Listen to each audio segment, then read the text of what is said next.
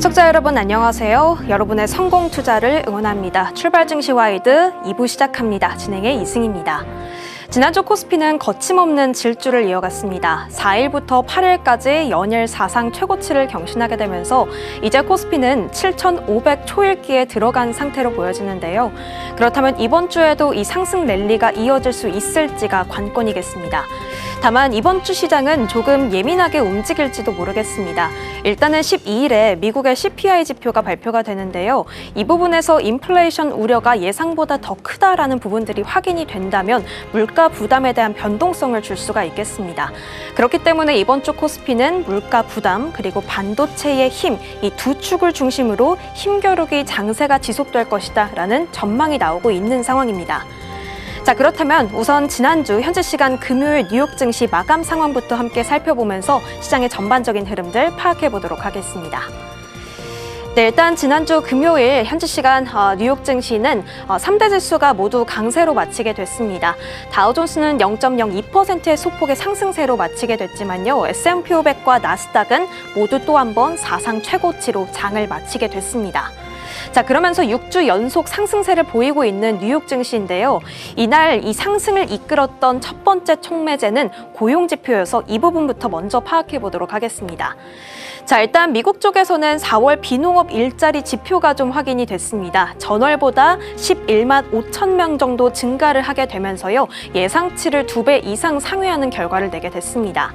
자, 1년 만에 처음으로 2달 연속 증가세를 기록하게 된 건데 계속해서 나오는 고용 지표들 우리가 확인을 해보면 미국 노동시장이 예상보다 강하구나라는 부분들이 확인되고 있는 지점입니다.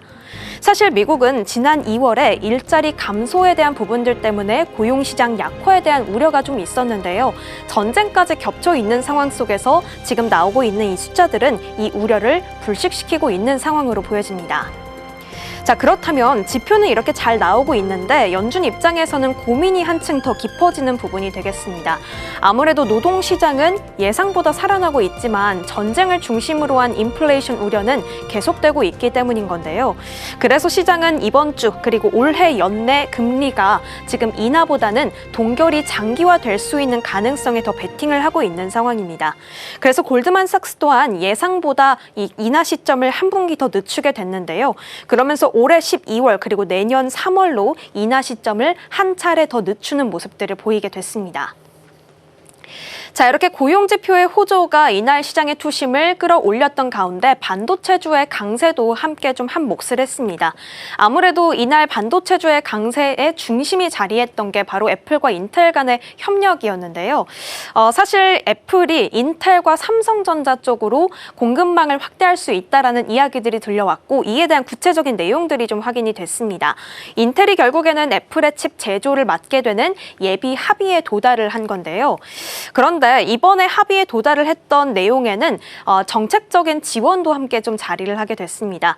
인텔 지분을 미국 정부가 보유를 하고 있는 상황 속에서 반도체 공급망을 계속해서 미국 안쪽으로 끌어들이려고 하고 있죠. 그러다 보니까 트럼프 행정부의 물밑 지원도 작용을 했던 것으로 분석이 되고 있습니다. 그렇다면 이번 합의는 부진했던 인텔 파운드리 쪽에서는 상당히 의미 있는 진전으로 작용할 것으로 보이는 상황입니다. 결국에 이 훈풍은 다른 반도체주들로 이동을 하게 됐는데요. 그러면서 마이크론이 15%의 상승, 샌디스크도 16%대의 두 자릿수 급등세를 보였기 때문에요. 오늘 그렇다면 국내 반도체주들의 흐름은 이런 힘을 같이 받아갈 수 있는 장이 펼쳐지게 될지 우리가 한번 파악을 해봐야겠습니다. 자, 그런데 사실 이전에 공급망 다변화로도 거론됐던 대상이 삼성전자이기도 해서요. 이러한 이야기들이 삼성전자 쪽으로도 확산이 될 수 있는 가능성이 높아질지 우리가 이 부분도 한번 주목을 해봐야겠고요. 그리고 여기에 더해서 빅테크들이 최근 하이닉스 쪽으로 자금 지원 의사를 밝히고 있다는 부분들도 우리가 계속 국내 반도체주들이 겪을 수 있는 기회들을 좀 확인해 볼 수 있는 대목이 되겠습니다. 오늘 국내 반도체주들의 흐름은 중동 쪽에서 나오고 있는 지정학적 이슈보다는 이러한 반도체의 강세 힘을 더 받아갈 수 있는 구간이 될지 주가 흐름들 함께 파악을 해봐야겠습니다. 자, 그럼 다음 페이지로 넘어가서요.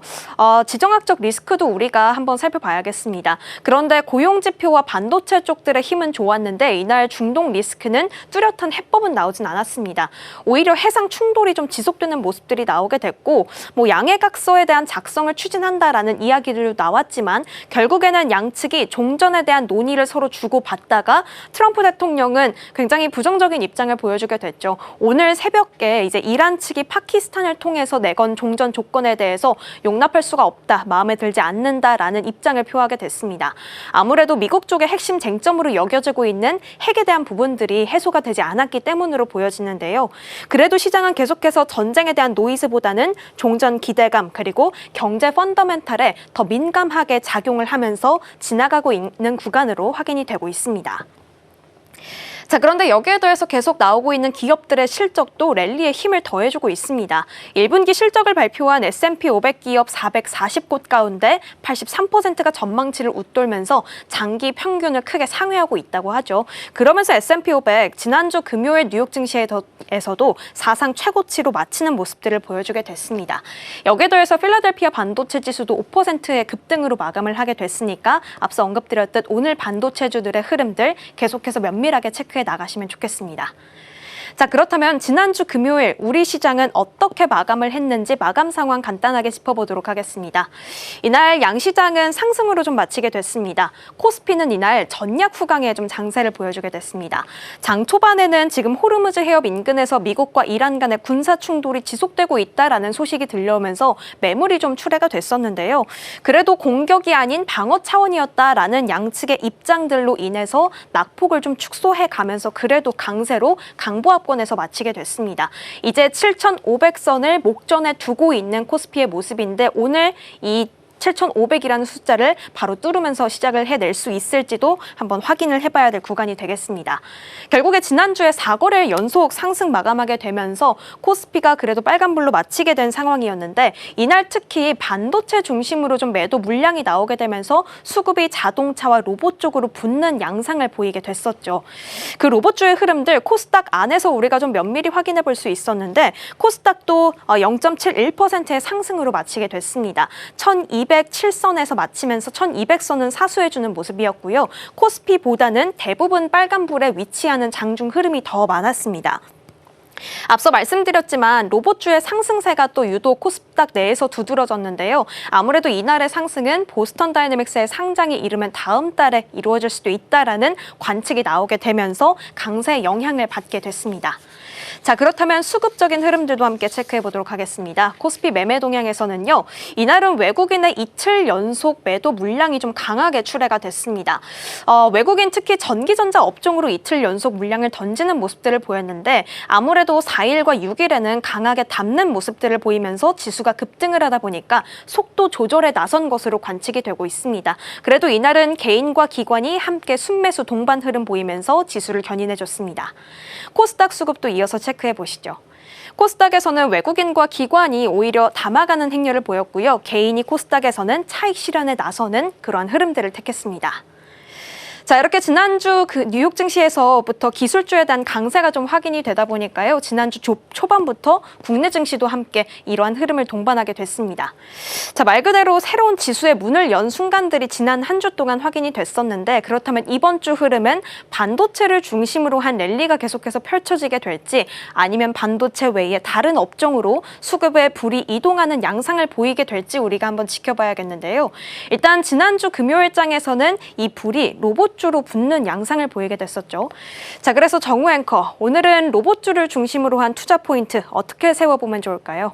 네, 맞습니다. 지난 거래일에는요, 현대자동차 그룹을 필두로 해서 많은 로봇주들이 불기둥을 세우게 됐습니다. 오늘은 로봇주들이 왜 다시 한번 시장에 관심을 받게 됐는지 지난 거래일 로봇주들 리뷰부터 하면서 시작해 보겠습니다. 우선 물류 자동화 쪽 현대무벡스가 22% 굉장히 가파른 상승세를 기록하게 됐고요. 그리고 모베이스전자나 로보티즈, 레인보우 로보틱스까지 모두 두 자릿수 견조한 흐름을 만들어내게 됐습니다. 이런 모든 상승의 배경에는요, 바로 피지컬 AI AI라는 키워드가 통하게 됩니다. 사실 기존의 AI라고 한다면요, 소프트웨어 기반이죠. 우리가 챗GPT에 검색을 하고 미드저니에서 그림을 만들고 또는 클로드를 통해서 분석하는 세계가 있었는데, 이제는 이 AI가 화면을 뚫고 나오게 된 겁니다. 다시 말해서 이 피지컬이라는 단어가 붙으면서 AI가 실제 물리적인 몸을 갖고 현실에서 움직이는 로봇의 시대가 오게 됐습니다.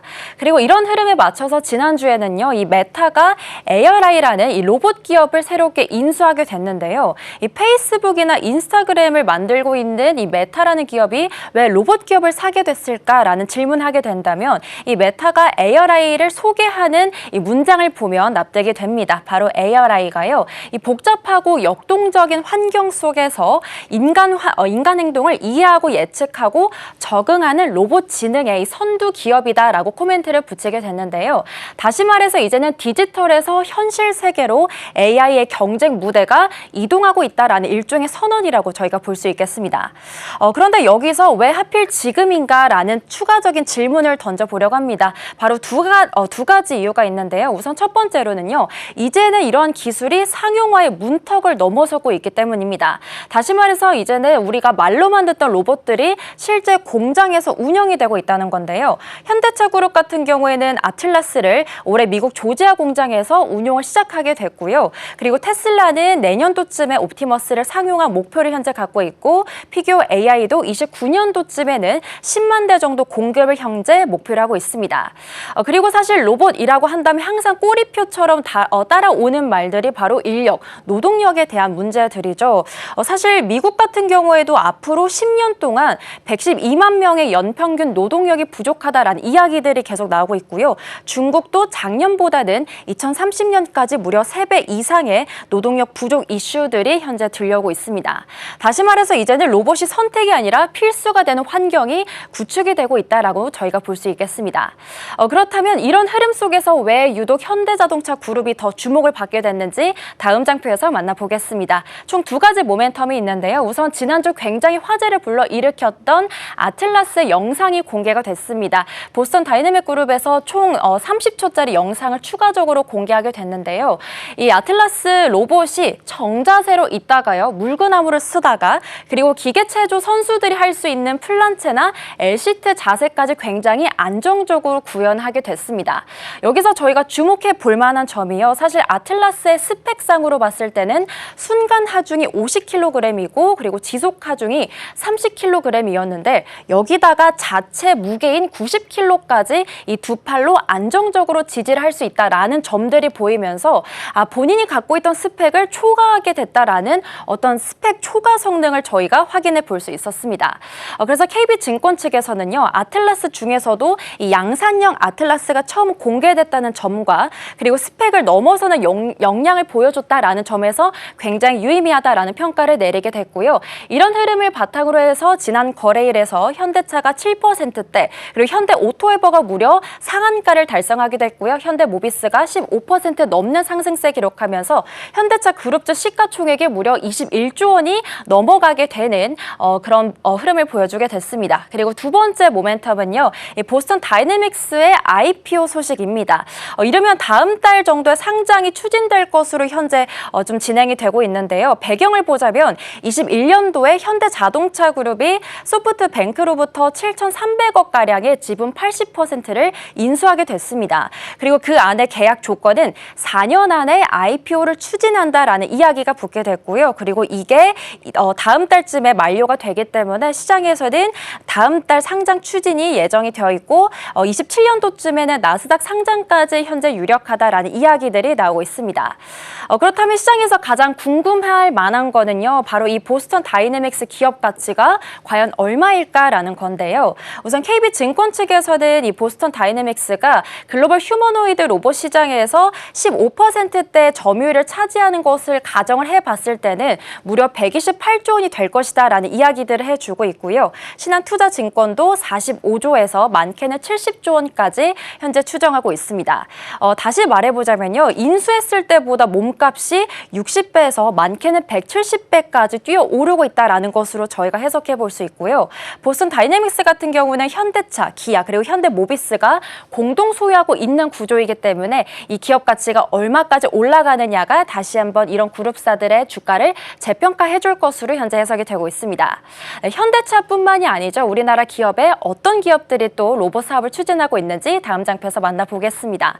우선 첫 번째로는 삼성전자입니다. 삼성전자 같은 경우에는 지난주 목요일 날 이 사내 채용 공고, 미래 로봇 추진단 관련해서 외부 채용을 돌리기 앞서서 내부적으로 이 사내 채용 공고를 진행을 하게 됐는데요.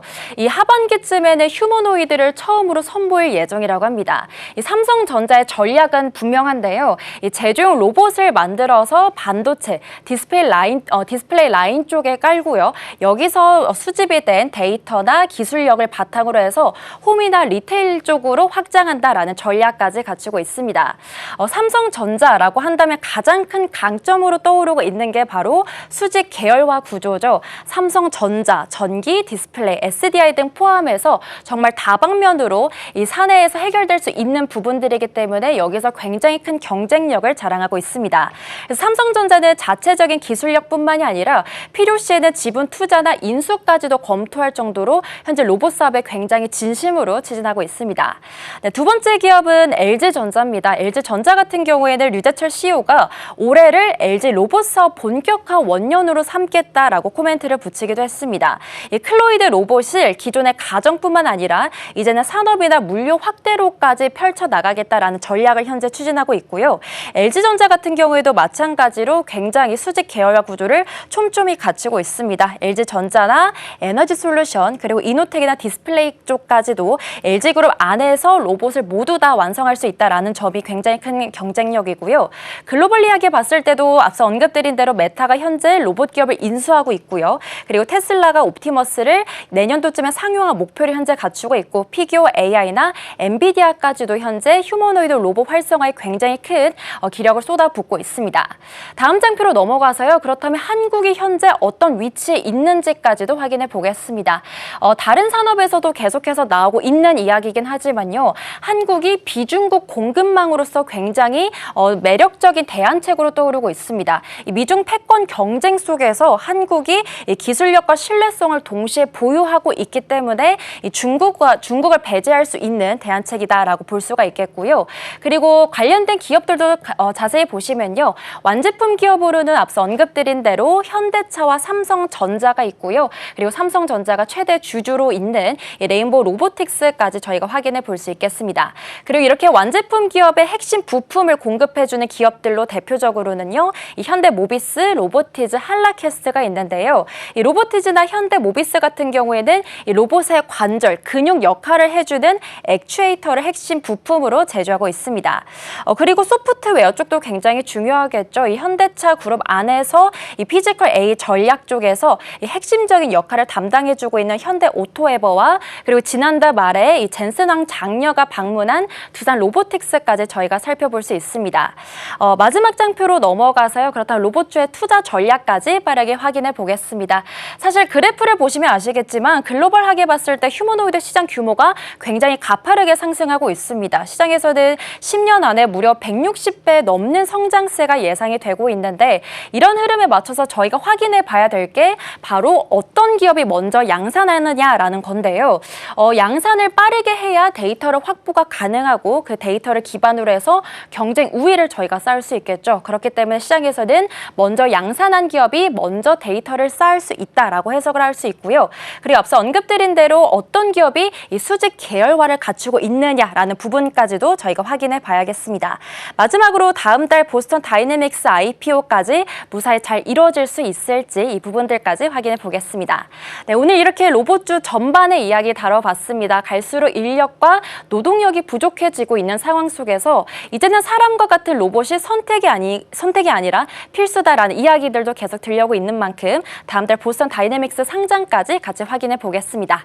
네, 이렇게 로봇으로 미래 기술력을 확인해 봤다면요. 이제는 전통적인 중공업 시장으로 빠져보려고 하는데요. 예진 앵커가 준비해 주셨다고 합니다. 예진 앵커 오늘은 어떤 기업 같이 살펴볼까요? 오늘은 키움증권에서 발표한 HT현대중공업 한번 살펴보도록 하겠습니다. 지금 시장에서 HT현대중공업에 대해서 엔진과 군함, 상선까지 모두 갖춘 만능 조선사다라는 평가를 내놓고 있습니다. HT현대중공업 아시다시피 세계 최대 규모의 조선사입니다. 하지만 지금 시장이 주목하는 건 규모가 아니라 바로 체질인데요. 과거 저가 수출 경쟁에서 벗어나서 이제는 고부가가치의 LNG 운반선과 암모니아 운반선, 또 국가 안보 핵심인 군함과 잠수함을 아우르는 올라운드 플레이어로 완전히 탈바꿈했다고 합니다. 특히나 전 세계 선박의 심장이라고 불리는 엔진 시장에서 점유율 1위를 굳건히 지키고 있는데요. 이 현대중공업이 갖고 있는 독보적인 엔진 기술력은 이제 바다를 넘어서 육상의 데이터 센터로까지 그 영토를 넓히고 있습니다. 그래서 지금 HT현대중공업이 에너지 솔루션이라는 새로운 막을 열었고 독보적인 엔진 기술력은 이 기업의 가장 강력한 성장 동력이다. 이런 평가가 나오고 있습니다. 그래서 키움증권에서는 현대중공업에 대한 매수 의견과 함께 목표 주가 95만 원으로 상향 조정했습니다. 그렇다면 현대중공업 이번 1분기의 실적 어떻게 나왔는지 한번 다음 화면 보겠습니다. 우선 전체 실적부터 살펴보면요. 매출액이 5조 9,163억 원, 영업이익은 9,054억 원을 기록하면서 영업이익률이 15.3%를 달성했습니다. 이 세 가지 부문을 통해서 영업이익률이 15%에 달할 수 있었던 건데요. 먼저 첫 번째는 상선 부문입니다. 저가 수출분이 사라지고 고선가 물량이 본격화되면서 15% 넘는 16% 가까운 마진을 기록할 수가 있었습니다. 두 번째는 엔진 부문인데요. 이 친환경 DF 엔진 비중 확대로 인해서 역대 최고치인 21.1%의 영업이익률을 이 엔진 부문에서 달성했습니다. 마지막은 해양 부문입니다. 르리아 프로젝트 가동으로 레버리지 효과가 발생했고 19%가량의 수익성을 냈는데요. 저희 두 번째 엔진 부문, 세 번째 해양 부문을 조금 분리해서 자세히 보겠습니다. 먼저 엔진 부문인데 친환경 DF 엔진이란 단어가 나옵니다. 좀 생소하신 분들이 계실 텐데요. 디젤과 친환경 연료를 동시에 사용할 수 있는 이중 연료 엔진이다라고 보시면 되겠습니다. 환경 규제 속에서 지금 전 세계 선주들이 줄을 서서 찾는 고부가가치 제품인데요. 왜 이것이 수익성이 좋냐라고 한다면 두 가지 이유를 꼽을 수가 있습니다. 먼저 환경 규제입니다. 지금 전 세계적으로 탄소 배출 규제가 심해졌죠. 그러면서 선주들이 비싸더라도 이 DF 엔진을 무조건 달아야 되는 상황이 찾아온 겁니다.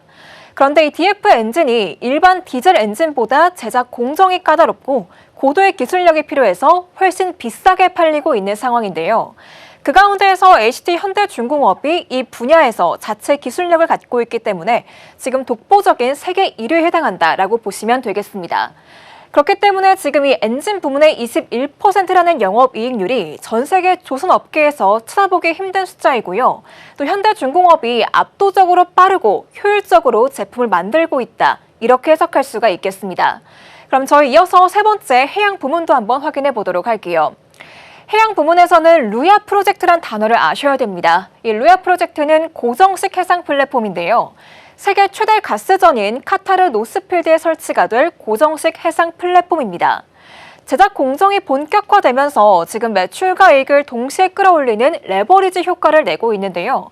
구체적으로 살펴보자면 세계 최대 LNG 생산 기업이죠. 카타르 에너지에서 발주한 프로젝트이고 수주 금액이 약 5,900억 원 규모입니다. 그렇기 때문에 지금 중동 지역에서의 HT현대중공업의 입지를 증명한 사업이다라는 평가가 나오고 있습니다. 그렇다면 이 루야 프로젝트가 현대중공업의 수익성에 어떻게 기여한 걸까요? 먼저 고정비를 절감시켰습니다. 해양 플랜트는 규모가 워낙에 커서 한번 제대로 가동되기 시작하면 들어가는 고정비 대비 매출이 기하급수적으로 늘어나는 영업 레버리지 효과가 발생합니다.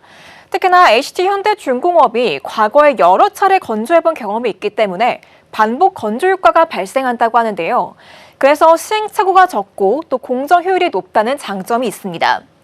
이렇게까지 HT현대중공업의 실적 살펴봤는데요. 이뿐만이 아니라 현대중공업의 핵심 기술력이 있습니다. 다음 화면 통해서 확인해 보시죠. 바로 선박 엔진이 지금 현대중공업의 가장 큰 무기로 꼽히고 있습니다. AI 데이터 센터가 증설이 되면 될수록 가장 대두되는 문제가 바로 안정적인 전력 공급이었는데요. 이 현대중공업의 선박 엔진을 통해서 그 문제를 해결할 수 있다고 합니다. 지금 HT현대중공업의 독자 기술인 힘센 엔진이 구원 투수로 등판한 상태인데 전 세계 중속 엔진 시장이 핀란드의 바르젤레 같은 기업들의 70%를 점유하면서 지금까지 로열티를 받아오고 있었습니다. 하지만 HT현대중공업은 국내에서 유일하게 자체 엔진 브랜드인 힘센의 IP를 갖고 있기 때문에 가격 경쟁력 면에서 타사보다 압도적인 우위를 점할 수밖에 없는 겁니다. 힘센 엔진은 원래 선박의 발전기용 엔진으로 개발이 되었는데요. 이 거대한 배가 바다 위에 떠 있을 때 조명도 켜야 되고 냉장고도 켜야 되잖아요. 그때 전기를 만드는 용도로 쓰였던 게 바로 힘센 엔진이었습니다. 그런데 왜 데이터 센터에 들어가냐면 데이터 센터에 들어가는 엔진은 배를 움직이는 추진용이 아니라 전기를 만드는 발전용이기 때문입니다. 힘센 엔진의 강점이 20메가와트급 중속 엔진으로 고출력과 빠른 기동성을 갖추었다는 점인데요. 그렇기 때문에 24시간 무중단 운전이 필수적인 데이터 센터의 최적화된 기술력을 갖게 된 겁니다. 중요한 거는 힘센이 이제 배에 들어가는 게 아니라 미국의 데이터 센터를 돌리는 발전용으로 공급이 된다는 점입니다. 그럼 저희 다음 화면 보면서 AI 데이터 센터용 온사이트 발전 시장에서 현대중공업의 입지를 보겠습니다. HT현대중공업 지금 가장 강력한 포식자다라는 분석이 나오는데요. 지난 4월 말에 미국의 에너지 인프라 기업이죠. 에이프리온 에너지와 6,271억 원 규모의 대형 계약을 체결한 바 있습니다. 이 계약은 HT현대중공업이 기존의 선박 중심 사업 구조를 육상 전력 인프라까지 확장했다는 점에서 그 의미가 남다르다고 해석할 수가 있는데요. 여기에 더해서 로열티 지불이 없다 보니까 가격 경쟁력 면에서 타사보다 압도적인 우위를 점하고 있습니다. 현재 엔진 사업별 가동률은 120%에서 140%에 달해서 이미 한계치에 도달했다고 하는데요. 증권가에서는 추가 수주를 위해서 설비 증설이 불가피하고 이는 곧 미래의 주가를 끌어올릴 핵심 엔진이 될 거다라고 전망하고 있습니다. 그렇기 때문에 정리해보자면 힘센 엔진은 선박용 시장 점유율 1위를 넘어서서 이제는 육상 발전용이라는 거대한 신대륙에 깃발을 꽂기 시작했다. 이렇게 보시면 되겠습니다. 그럼 저희 다음 화면 통해서 해양 플랜트 쪽도 한번 살펴보겠습니다. 현재 해양과 특수한 분야에서도 HT현대중공업의 입지가 탄탄한데요. 지금 트리온과 루야 이 두 개의 대형 프로젝트가 본격 궤도에 오르면서 매출 성장을 이끌어주고 있습니다. 조금 전에 저희가 루야를 살펴봤기 때문에 지금은 트리온을 한번 보도록 할게요. 트리온은 부유식 원유 생산 설비 제작 프로젝트를 의미하고요. 쉽게 말해서 바다 위에 떠 있는 석유 공장입니다. 호주의 우드사이드 에너지로부터 약 1조 5천억 원을 수주한 초대형 프로젝트이고 멕시코 최초의 심해 유전 개발 사업입니다. HT현대중공업이 설계부터 제작까지 일괄도급 EPC 방식으로 수행하고 있는 프로젝트입니다. 2027년에 멕시코로 출항해서 2028년부터 하루 10만 배럴의 원유를 생산하는 걸 목표로 하고 있다고 합니다. 저희가 주목할 점은요, 해양 방산의 핵심인 이 특수선, 군함 부문이기도 한데요. 최근 미 해군의 함정 유지 보수 정비, 즉 MRO 사업을 연이어 수주하고 있습니다. 지난 4월에 이미 추가 수주 소식이 있었고 하반기에는 미국의 군함 사업 모멘텀뿐만 아니라 동남아시아 지역의 특수선 수주까지도 기대가 되는 상황입니다. 그렇기 때문에 지금 증권가에선 상선, 군함, 엔진이라는 이 세 마리 토끼를 완벽하게 잡았다라는 평가가 나오고 있는 겁니다. 그럼 저희 다음 화면 넘어가서요. 조금 더 자세한 내용 살펴보겠습니다. 다가오는 하반기 수주 전망도 긍정적입니다. 진짜 승부처는 하반기의 해양과 특수선이 될 것이다라는 분석이 지배적인데요. 먼저 해양 부문에서는 하반기 중동발 플랜트 입찰 결과가 도출될 예정입니다. 연내 두세 개의 대형 프로젝트 수주가 기대가 되고 있고 또 두 번째로는 군함 부문입니다. 1분기에 제안서를 제출한 태국 호위함 사업이 가장 유력한 가시권에 들어와 있는 상태이고요. 이 밖에도 필리핀의 호위함, 또 말레이시아 다목적 지원함을 비롯해서 남미와 유럽까지 프로젝트 라인업이 지금 줄을 잇고 있는 상황입니다. 그렇기 때문에 미국 해군의 MRO 사업 수주로 입증된 기술력이 지금 전 세계 함정 시장으로 뻗어나가고 있고 이제 HT현대중공업은 명실상부한 해양 방산의 리더로 자리매김했다 이렇게 볼 수가 있겠습니다. 그럼 저희 마지막으로 증권가의 전망 한번 확인해 보도록 할게요. 지금 증권가에선 현대중공업의 목표 주가를 계속해서 높여잡고 있습니다. 삼성증권이 103만 원을 기록했고요. 키움증권, DS투자증권은 90만 원대, 한국투자증권은 87만 원을 목표가로 제시했습니다. 이들이 이렇게 높은 목표치를 제시할 수 있었던 이유는 바로 2026년 전체 실적 전망치 때문인데요. 2026년 전체로 따졌을 때 매출 24조 원, 영업이익은 3조 7천억 원에 달할 것으로 예상하고 있습니다. 마찬가지로 영업이익률은 15%대를 예상하고 있습니다. 특히나 엔진 부문의 증설 여부가 확정이 된다면 2028년 이후의 실적 추정치는 지금보다 훨씬 더 상향될 여지가 충분하다는 게 증권가의 공통된 시각입니다. 그렇기 때문에 현대중공업 이제 전 세계 AI 인프라의 심장을 만들고 글로벌 해군 함정의 주치 역할까지 하고 있다라고 분석할 수가 있겠는데요. 그렇다면 전거래일에서 현대중공업 어떻게 마무리됐는지 종가 상황 확인해 보겠습니다. 현대중공업 전거래일에서 소폭 하락하면서 65만 8천 원 선에서 종가를 형성했습니다. 하지만 8일 날 장중에 이런 소식이 나왔죠. 2조 원 규모의 선박 8척을 수주했다는 소식이 나왔고 현재 프리장에서 66만 원 선 터치하는 모습 제가 확인하고 들어왔으니까요. 오후장에서의 흐름까지도 계속해서 체크해 보셔야겠습니다. 지금까지 와이드 리포트였습니다.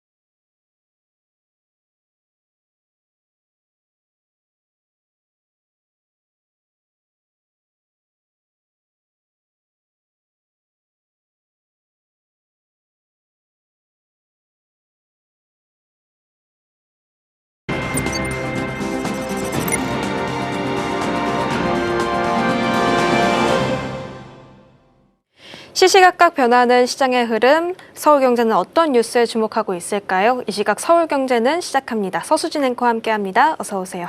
안녕하세요. 네, 먼저 첫 번째로 삼성전자 소식부터 짚어보도록 하겠습니다. 이 5월 8일에 진행됐던 반도체 설계 학회인 ISSCC2026에서 삼성전자가 8나노 인베디드 M램이라는 기술을 공개를 하면서 업계의 주목을 받고 있다고 합니다. 8나노까지 이제 미세화를 달성을 하게 된다면 일단 먼저 어떤 기술적인 우위를 점하게 되는지부터 한번 파악해 보도록 하죠. 네, 삼성전자는 8나노 이 인베디드 M램을 통해서 차량용 반도체의 초전력과 고성능을 동시에 구현했습니다. 이 공정은 전기차의 에너지 효율을 극대화하고 자율주행의 실시간 데이터 처리 능력을 높이는 핵심 동력이 될 것입니다. 구체적인 데이터를 살펴보면 삼성전자의 8나노 인베디드 M램은 0.6V라는 초저전압 환경에서도 125메가헤르츠의 고속 읽기 성능을 입증했습니다. 이전 세대인 14나노 공정과 비교를 했을 때 기술적인 진보가 매우 뚜렷한데요. 14나노 대비해서 칩의 집적도가 30% 넘게 향상이 됐고 데이터 읽기 속도는 33%나 빨라졌습니다. 결과적으로 같은 크기의 칩에 더 많은 데이터를 담으면서도 훨씬 더 빠르게 정보를 처리할 수가 있게 된 건데요. 차량용 반도체에서 인베디드 M램이 필수적인 이유는 신뢰성 때문입니다. 이 인베디드 M램은 전원이 꺼져도 데이터가 보존되는 비휘발성의 특징을 가지면서도 데이터 처리 속도는 기존의 낸드 플래시보다 1000배 이상 빠릅니다. 특히 차량은 영하 40도에서 영상 150도까지 이르는 이 극한의 온도 변화를 견뎌야 하는데 삼성의 인베디드 M램은 이러한 유실 없이 안정적으로 작동할 수가 있습니다. 삼성전자는 2024년 현대자동차와 14나노 인베디드 M램의 공급 계약을 맺으면서 레퍼런스를 확보했고요. 이제 2026년 8나노 양산을 시작으로 2027년에는 5나노 공정까지 확대해서 기술 격차를 더 벌릴 계획입니다. 결국에 성능을 향상시키게 되면서 이 차량의 전력 효율을 극대화한 것으로 볼 수가 있겠네요. 그런데 최근에 이 파운드리의 본질을 우리가 좀 무엇인지 살펴보자면 수율이 될 텐데 이 삼성전자는 1.4 나노 공정의 속도를 내고 있기도 하죠. 그렇다면 이러한 것들이 애플이 최근에 이루고 있는 공급망 다변화에 실질적인 카드가 될 수 있을지 궁금합니다. 애플은 사실 인텔과 이제 예비 합의에 좀 돌입을 한 상태잖아요. 그렇다면 삼성의 수주 가능성은 어떻게 볼 수가 있을까요? 네, 이 삼성전자의 1.4나노 공정은 TSMC의 독점 체제를 깨트릴 수 있는 강력한 대안으로 부상하고 있습니다. 최근 유출된 1.4나노 기반의 엑시노스 2800의 규격이 삼성의 미세 공정의 기술력이 궤도에 올랐음을 보여주는 지표인데요. 엑시노스 2800은 애플의 차세대 칩인 A21 프로나 M7의 대등한 수준의 성능을 목표로 설계가 됐습니다. CPU의 구조를 보게 된다면 4.5GHz 이상의 프라임 코어 2개를 포함한 10코어 구성을 갖췄고요. 전작인 엑시노스 2600 대비해서 최고 속도가 18% 개선됐습니다. 특히 주목할 부분은 시스템 레벨 캐시인 SRAM 용량인데요. 기존 칩 용량들이 이 8에서 16MB 수준인데 반해서 엑시노스 2800은 96MB까지 용량을 확대했습니다. 데이터 이동 거리를 줄여서 전력 소모를 획기적으로 낮추고 속도를 높이는 핵심 기술인데요. 이러한 기술력은 애플과 AMD 같은 대형 고객사들에게 매력적인 선택지가 되고 있습니다. 현재 TSMC는 AI 반도체 수요 폭발로 인해서 2나노와 3나노 생산 라인이 사실상 포화 상태입니다. 실제로 애플 경영진이 최근 미국 텍사스주 테일러시에 있는 이 삼성전자의 파운드리 공장을 방문해서 협력 방안을 논의한 것으로 알려졌는데요. 또한 AMD 역시 차세대 CPU 생산을 위해서 삼성의 2나노 공정 도입을 적극적으로 검토 중입니다. 삼성전자가 1.4나노 양산 스케줄을 차질 없이 이행하고 현재 50% 수준인 2나노 수율을 빠르게 끌어올리게 된다면 하반기부터는 글로벌 고객사 확보에서 유의미한 반전이 나타날 가능성이 높겠습니다. 결국에는 이 기술적인 진보와 고객사 다변화 움직임이 실적으로 연결될 수 있을지가 관건으로 보여지겠네요. 자, 일단은 금요일 뉴욕 증시 흐름 살펴보면 필라델피아 반도체 지수가 5% 급등세 보이기도 했고 마이크론이나 AMD도 두 자릿수대 급등세를 보여서 오늘도 삼성전자의 강세를 필두로 한 움직임이 좀 기대가 되고 있는 상황입니다. 지금 프리장에서부터 6%대 강세 탄력 시연해주고 있는데요. 동시에 삼성전자 목표 주가 최근에 50만 원까지 거론이 된 상태입니다. 이러한 전반적인 낙관적인 분위기 우리가 좀 어떻게 해석해 볼 수 있을까요? 네, 삼성전자 파운드리 사업부는 2026년의 하반기를 기점으로 이제 제조 대행을 넘어서 AI 칩 파트너로 재평가되는 구간에 진입할 전망입니다. 현재 시장의 낙관론은 삼성전자의 압도적인 이익 창출력과 글로벌 AI 기업에 대비해서 낮은 주가 수익 비율, 그러니까 PER에 근거하고 있는데요. 증권가의 분석에 따르면 삼성전자의 올해 영업이익이 338조 원, 영업이익률은 52%에 달할 것으로 추정됩니다. 되고 있습니다. 그럼에도 현재 12개월 선행 PER이 6배 수준이 나오고 있는데요. 글로벌 AI 관련주들에 비해서 현저히 저평가되어 있습니다.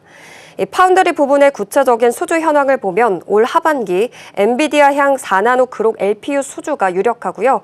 내년 하반기에는 테슬라의 차세대 2나노 AI 칩 양산까지 예정이 되어 있습니다. 이 테슬라향 수주 규모만 해도 약 23조 원에 달하는 대형 프로젝트입니다. 다만 리스크 관리 측면에서 냉정한 시선도 필요합니다. 현재 삼성의 4나노 수율은 80%를 상회하며 안정화됐지만 2나노 공정 수율은 여전히 50%대에 머물고 있어서 이 대량 양산 전까지 수율 개선이 최우선 과제입니다. 또한 최근 발생한 파업 리스크나 성과급 충당금의 문제로 인해서 연간 영업이익 추정치가 일부 하향 조정될 수 있다라는 신중론도 공존하는데요. 결론적으로 삼성전자는 8나노 엔베디드 M램과 또 1.4나노 공정이라는 강력한 무기를 확보했기 때문에 이 하반기 실질적인 양산 수율 데이터가 공개되는 시점이 주가 50만 원 시대를 결정짓는 분수령이 될 것입니다. 결국에는 기술력은 이미 증명이 된 만큼 이 수율이라는 마지막 퍼즐을 어떻게 이루어낼 것인지에 따라서 삼성 파운드리의 흑자 미래가 좀 결정이 될 것으로 보이네요. 오늘 일단 하이닉스까지 동반을 하면서 반도체 강세 예상이 되고 있는데 결국에 오늘 시장도 이 투톱이 주도를 하게 될지도 함께 지켜봐야겠습니다. 자, 그럼 저희는 두 번째 키워드로 넘어가 보도록 하겠습니다. 셀트리온 살펴보려고 하는데요. 최근에 셀트리온이 1분기 실적을 내게 됐는데 흔히 계절적인 비수기라고 불리고 있는 1분기임에도 불구하고 역대 최대 실적을 내게 됐습니다. 특히나 이 안에서 고수익 제품군이 전체 실적을 좀 견인했다라는 분석들이 나오고 있는데 자세한 세부 내용 먼저 짚어주시죠.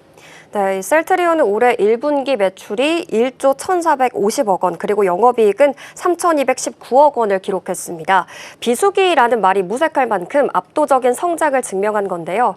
전년 동기 대비해서 매출은 36%, 영업이익은 무려 115.5%나 급증한 수치입니다. 영업이익은 무려 영업이익률 또한 28.1%를 기록했는데 만약 지난 2월에 있었던 미국 생산시설 정기보수 비용이라는 일회성 요인이 없었다면 사실상 30%대의 진입도 가능했을 것이다라는 분석이 나오고 있습니다. 시장이 이번 실적에 주목하는 가장 큰 이유는 수익 구조의 근본적인 체질 개선인데요. 과거에는 기존 주력 제품인 램시마나 트룩시마가 중심이었다면 이번 분기에는 고수익 신규 바이오시밀러의 제품군의 매출 비중이 처음으로 60%를 돌파했습니다. 구체적으로 살펴보면 신규 제품군의 매출이 전년 대비해서 67%나 성장했는데요. 단순한 외형 성장을 넘어서 이제 파는 만큼 이익이 더 크게 남는 선순환 구조에 진입했다라는 것을 의미하고 있습니다. 합병 이후에 발생했던 무형자산의 상각비나 또 고원가 재고 문제 같은 일시적인 비용의 부담들이 대부분 해소되면서 이제는 본업에서의 실적 레버리지 효과가 본격화되고 있다고 볼 수 있겠습니다. 결국에는 그 고수익을 중심으로 한 개선세가 이 진펜트라에서 좀 확인을 해볼 수가 있을 것 같아요. 미국 시장에서 특히나 좀 활약 중에 있다고 하는데 사실은 미국 시장이 이 보험 체계가 좀 복잡하다라고 좀 알려져 있어서 신약이 안착하기까지는 까다롭다라고 좀 여겨지고 있거든요. 이를 뚫을 수 있었던 전략적인 배경이 무엇인지 함께 살펴보면 좋을 것 같습니다. 네, 이 진펜트라의 급성장은 현재 의료시장의 핵심 의사결정권자를 동시에 공략한 이른바 이 3P 마케팅 전략이 적중했기 때문입니다. 여기서 말하는 3P는 처방권을 가진 의사, 그리고 환급을 결정하는 보험사와 약 급여관리 업체, 그리고 실제 투약 주체인 환자를 의미하고 있습니다. 특히 미국의 의료시장인 독특한 구조, 이 PBM, 즉 처방약 급여관리 업체와의 협상이 결정적이었는데요. 미국은 약값이 워낙 비싸서 보험 환급이 되지 않는 약은 사실상 판매가 불가능한데 셀트리온은 출시 초기부터 공격적으로 협상에 임하면서 현재 미국 보험 시장의 90%가 넘는 환급 커버리지를 확보한 상태입니다. 또한 현장 중심의 영업도 큰 몫을 했습니다. 서정진 회장을 포함한 경영진이 직접 미국의 전역을 돌면서 주요 전문의들을 만나면서 피하 주사 제형인 진펜트라의 편의성을 강조했고요. 이것을 뒷받침하기 위해서 현지 전담 영업 인력을 100명 규모로 확충을 했습니다.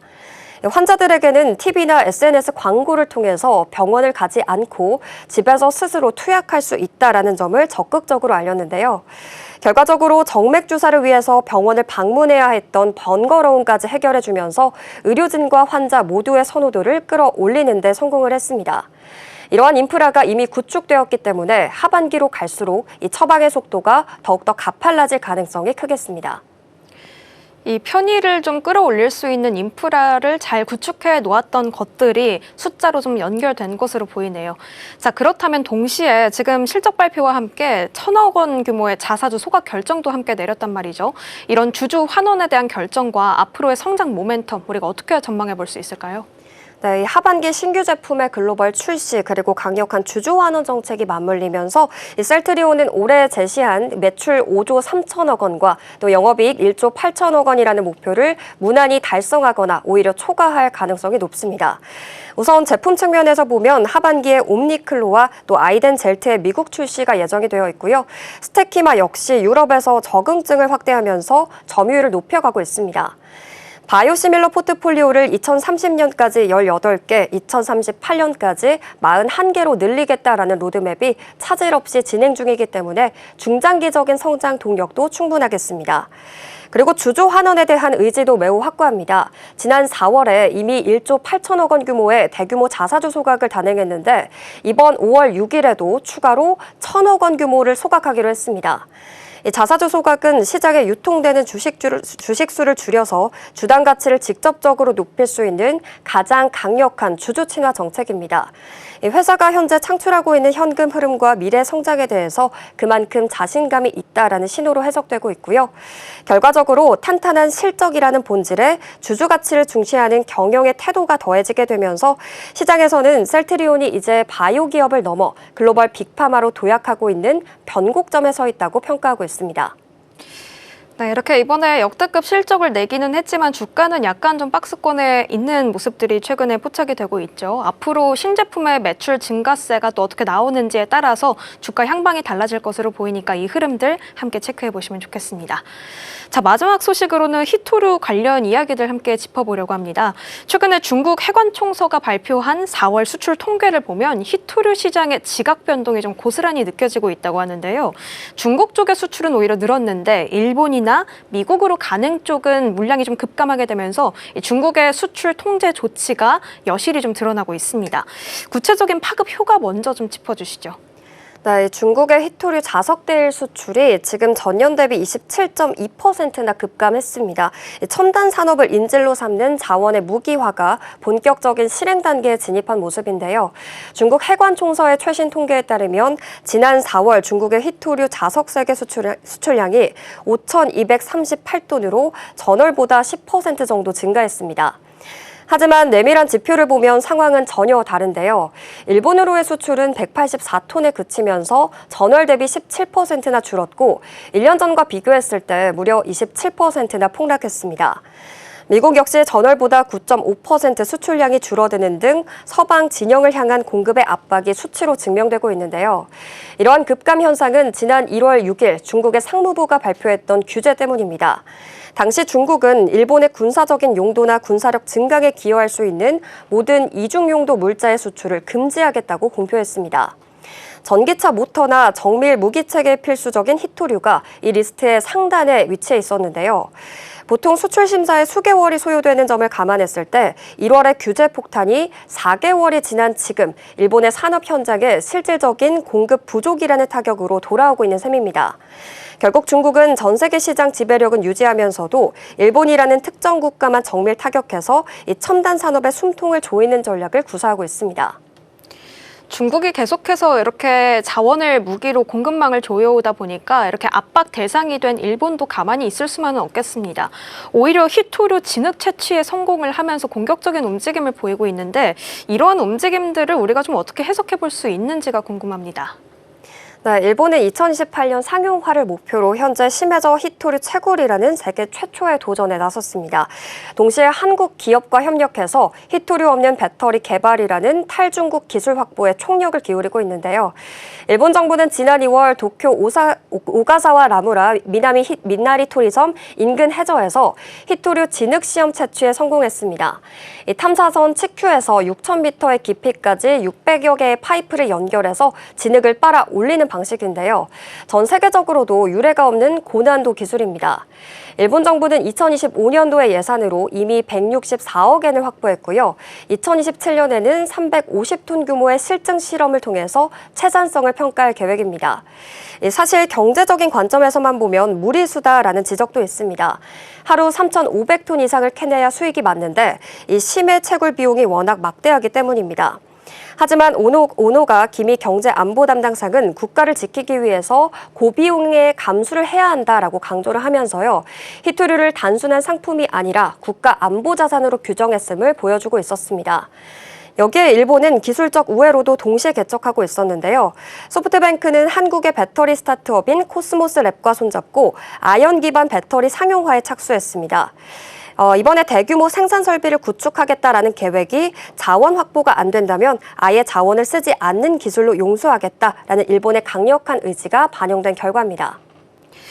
이렇게 일본이 안으로는 기술과 자원 개발에 집중을 하고 있다면 또 바깥으로는 중국의 뒷마당이라고 불리는 아프리카 쪽으로 보폭을 넓히면서 외교적인 포위망을 좀 구축하고 있는 모습을 보이고 있다고 합니다. 이제 아프리카 쪽으로 순방을 하게 되면서 자원 공급망에 대한 다각화 전략을 좀 펼치고 있다고 하는데 현재 분위기가 좀 어떻게 흘러가고 있나요? 네, 일본은 중국의 부채 함정에 피로감을 느끼는 아프리카 국가들에게 고부가 가치 기술 이전이라는 차별화된 제안을 던지고 있습니다. 이 공급망의 주도권을 가져오려고 하는 모습인데요. 모테기 도시미스 외무상이 지난 5월 6일까지 앙골라와 잠비아, 케냐, 남아프리카 공화국 등 아프리카 4개국을 순방하면서 자원 외교의 판을 다시 짰습니다. 가장 주목할 점은 일본의 접근 방식인데요. 중국이 그동안 막대한 차관을 빌려주고 인프라를 빌려주는 방식으로 세를 넓혔다면 일본은 현재 광물을 단순 채굴하는 수준을 넘어서 정제와 완제품의 제조 단계까지 기술을 지원하겠다는 카드를 꺼냈습니다. 특히 세계 18위 석유 생산국이자 히토류 매장지인 앙골라, 그리고 구리와 코발트가 풍부한 잠비아와의 협력이 매우 전략적인데요. 일본 외무상으로서 42년 만에 잠비아를 찾기 때문에 중국의 편중된 광물의 공급선을 아프리카로 완전히 분산시키겠다라는 신호탄으로 볼 수 있겠습니다. 결국에는 이 중국의 빗장 걸어 잠그기가 오히려 일본 쪽을 심해나 아프리카로 달려가게 만든 셈이 되겠네요. 확실히 최근에 자원 부족이 일어나고 있고 공급난 심화도 일어나고 있다 보니까 공급망 재편이 가속화되고 있거든요. 우리 기업들 또한 이에 맞는 전략적인 대응이 필요한 시점으로 보여지겠습니다. 자, 이 시각 서울경제는 여기서 마치도록 하겠습니다. 서수진 앵커와 함께했습니다. 고맙습니다.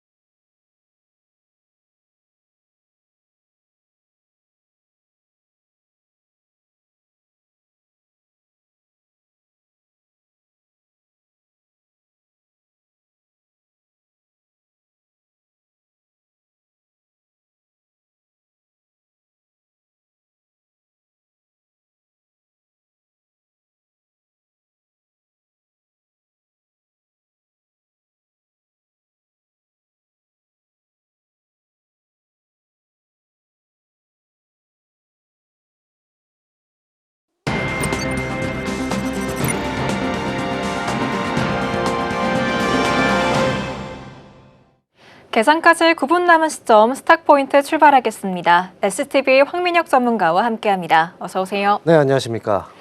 네, 미국 뉴욕 증시가 고용 호조 또 반도체주 강세에 다시 한번 사상 최고치를 경신했습니다. 중동발 유가 불안 또 소비 심리 악화에도 미국 경제의 견조한 흐름에 조금 더 주목하는 모습이었는데요. 또 한 번 다시 인텔이 날아올랐죠. 애플의 차세대 기기용 반도체 생산 계약을 따냈다는 소식에 무려 14% 가깝게 폭등했습니다. 인텔 파운드리 사업이 본궤도에 오를 수 있다 이런 기대감이 커지면서 엔비디아와 AMD의 주가 역시 강세를 보였습니다. 한편 금요일장에서 코스피 다시 한번 고점을 높였습니다. 외국인의 7조 원 넘는 매도세에도 불구하고 개인들이 받쳐준 시장이었는데요. 또 프리마켓에서 현재 반도체 투탑 폭등하고 있습니다. SK하이닉스 180만 원 선 터치했고요. 삼성전자도 28만 원 선에서 움직이고 있습니다. 이렇게 뉴욕 증시 여전히 견조한 모습 보여주고 있는데 다가오는 미중 정상회담 또 유가 환율 변수가 남아있기는 합니다. 하지만 지금 프리장에서 계속해서 저희 반도체 투탑이 다시 한번 좀 폭등세를 보여주고 있기 때문에 오늘 국내 증시 개장 분위기 자체가 반도체 중심으로 흘러가지 않을까 싶은데요. 전문가님, 개장 분위기 상황 어떻게 전망하실까요? 네. 일단 지난 금요일 같은 경우에는 국내 증시가 약간의 불안정한 모습도 보여줬거든요. 실제로 삼성전자와 하이닉스 쪽에서 외국인들의 매도가 굉장히 많이 집중이 됐었고 주가도 많이 하락이 나왔었습니다. 장중에. 하지만 이제 오전에 하락했던 폭들을 후반부에 좀 메워주는 모습이 나타났었어요. 결국은 이제 떨어졌을 때 지금이라도 또 사야 된다라는 이제 저가 매수가 또 유입이 됐던 거고. 하지만 이제 금요일장을 한번 비춰서 생각을 해본다면 약간의 불안 요소가 있을 때 매도가 그만큼 많이 나올 수 있다는 거 우리가 확인했었던 거죠. 그리고 금요일장에서의 흐름을 다시 한번 상기시켜서 본다면 삼성전자하고 하이닉스의 주가가 떨어졌을 때 현대차의 주가가 굉장히 많이 올랐거든요. 그러면서 이제 이 두 종목의 수급 공백을 현대차 쪽에서 또 메워주는 이런 모습들도 나왔습니다. 그래서 금요일장의 분위기를 한번 이제 가져와서 이번 주를 한번 생각해 본다면 만약에 지금 오늘 같은 경우에는 지난주 미국장에서는 YT 쪽에 대한 반도체 중심으로 주가가 또 올라왔던 건 맞고요. 그리고 여전히 기대감들은 굉장히 높지만 또 한편으로는 불안감들도 분명히 좀 작용을 하고 있다. 이 부분을 또 우리가 같이 생각을 해봐야 됩니다. 그래서 일단 오늘 같은 경우에 삼성전자 하이닉스의 주가는 잘 올라갈 거라고 생각이 들어요. 지금 호조 이 뉴스들도 많이 있었고 그리고 지난 금요일 같은 경우에도 결국은 그만큼의 매도가 나왔지만 주가의 방어가 이루어졌다는 측면에서 본다면 여전히 삼성전자와 하이닉스가 쉽게 꺾이지 않는구나라는 걸 우리가 또 확인을 했기 때문에 그래서 일단 뭐 지금 시장의 분위기는 삼성전자와 하이닉스 중심으로 움직이되 만약 이 종목들이 조정이 나오게 된다면 순환매가 굉장히 좀 빨리 돈다라는 걸 생각하셔야 되고 거기에 있어서 자동차 섹터도 역시 이제 순환매 과정에서 주가의 반등이 나왔었던 이제 부분이었고 그동안 또 소외가 또 됐었던 화장품 섹터도 굉장히 좀 강했었거든요. 그리고 로봇주라든지 그리고 지금 일단 현재 시점에서 본다면 오늘 장은 이제 뭐 IT 중심, 반도체 중심으로 움직이되 이번 주에서 주가가 많이 올라왔기 때문에 만약에 조정이 들어오게 된다면 순환매 과정에서의 전략들도 같이 좀 생각해 보면서 대응하시는 게 좋겠다 이렇게 말씀드리겠습니다. 네, 오늘 장은 다시 한번 반도체의 날이 될 것으로 보이고요. 이 반도체 조정이 나온다면 로봇이나 화장품 쪽으로도 순환매 기대해 보셔도 될 것 같습니다. 지금 블랙록이 운영하는 한국 ETF에서 지난 6일 하루 동안에만 7천억 원 넘는 자금이 빠져나갔습니다.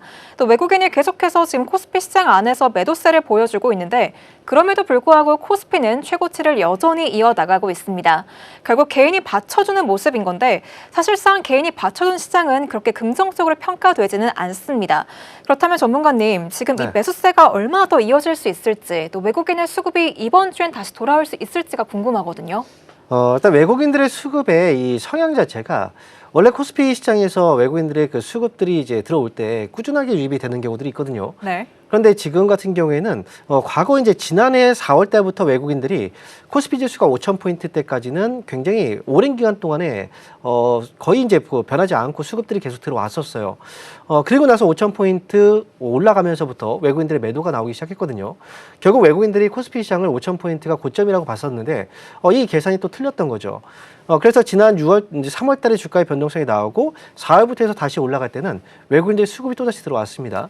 그런데 최근 들어서 이제 그 매도가 나오고 있는 이유는 결국 코스피 지수가 7,000포인트에 진입하면서 외국인들 매도가 굉장히 좀 가파르게 나오고 있거든요. 그렇다는 건 지난번에는 5,000포인트를 고점으로 봤지만 이번엔 7,000포인트를 고점으로 또다시 보고 있다라고 생각이 들어요. 그리고 그 전까지는 외국인 수급이 중장기 수급이었다면 지금의 수급은 단발성 수급이 지금 계속해서 왔다 갔다 하고 있는 거거든요. 그래서 외국인들에 대한 수급 의존도로 본다면 일단 장기 수급이 들어오기에는 지금 지수는 좀 부담이 되기 때문에 아무래도 외국인들은 매수나 매도가 좀 급하게 들어왔다 급하게 빠지는 경우들이 좀 많이 있을 것 같아요.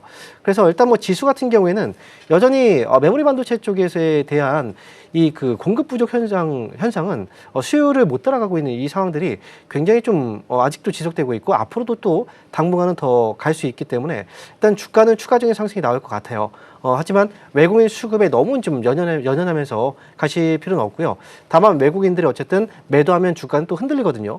개인들이 받는 물량들은 이거는 한정적일 수밖에 없어요. 그러니까 외국인들의 매도가 너무 과도하게 집중되고 있다라고 한다면 그때는 좀 의심을 할 필요도 있다. 그래서 지금 같은 경우에는 단발성으로 뭐 빠지고 다시 들어오는 이 수급에 대해서는 크게 걱정하실 필요는 없지만 다만 이게 좀 장기화된다면 그때부터는 약간 좀 주의가 좀 필요하지 않을까 이렇게 보겠습니다. 네, 외국인의 장기 수급은 기대할 가능성 조금은 낮아 보입니다. 금요일장 얘기 조금 다시 한번 해볼게요. 금요일장에서 현대차그룹주 강하게 움직였죠. 그런데 지금 프리장에서도 현대모비스가 5%가량 강세 움직임 보여주고 있고요. 현대차도 2%가량 상승세 나타나고 있습니다. 그런데 지금 이 현대차그룹주가 움직였던 게 로봇의 상용화 그리고 보스턴 다이내믹스의 상장 이 두 가지 축으로 움직였던 건데 그렇다면 단기간 내에 보스턴 다이내믹스 상장 일정이 확정이 되지 않더라도 하더라도 그 기대감으로 계속해서 반영되고 있다. 이렇게 볼 수가 있겠거든요. 그렇다면 상장 소식에 일시적으로 반응하는 지금 심리적인 오버슈팅 구간인 건지 아니면 멀티플을 높여주는 확실한 펀더멘털의 변화인 건지 이 판단 기준 좀 잡아주시죠. 일단 펀더멘털의 변화도 분명히 있을 것 같아요. 네. 특히나 우리가 지금 현대차도 그렇지만 LG 같은 경우에도 로봇에 대한 이제 신사업에 대한 기대감들이 주가 상승으로 이어지고 있는 부분이 크거든요. 현대차 같은 경우에는 이제 보스턴 다이내믹스의 성장에 대한 이슈도 있고 결국은 이제 그 로봇에 대한 기대감들이 주가 상승으로 이어지고 있는 부분이 굉장히 좀 크죠. 그리고 실제로 지난주 금요일 같은 경우에는 현대차를 포함해서 이제 현대 오토에버라든지 또는 현대 무벡스, 현대 모비스 굉장히 좀 로봇과 관련된 현대차 그룹 라인 생태계에 있는 종목들이 주가가 좀 크게 많이 올랐습니다.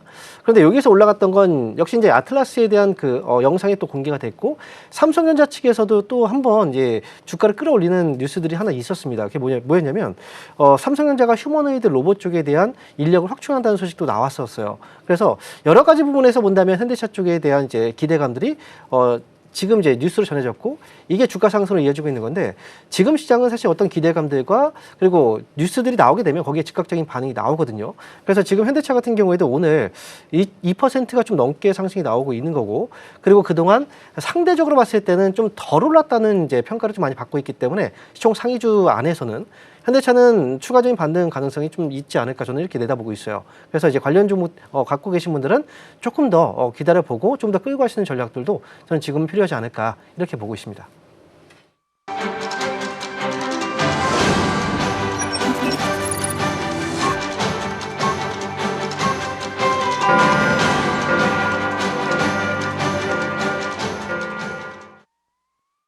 (5월 11일) 우리 증시 문을 열었습니다. 간밤 뉴욕 증시 다시 한번 고점을 높였죠. 애플이 인텔의 반도체 생산 일부를 맡기기로 했다는 소식이 나오면서 인텔의 주가가 14% 폭등했습니다. 이 밖에도 마이크론 주가가 16% 가까이 뛰면서 반도체 불장 계속해서 이어지는 모습 확인되는데요. 그런데 월가에서는 시장 과열 경고음이 커지고 있습니다.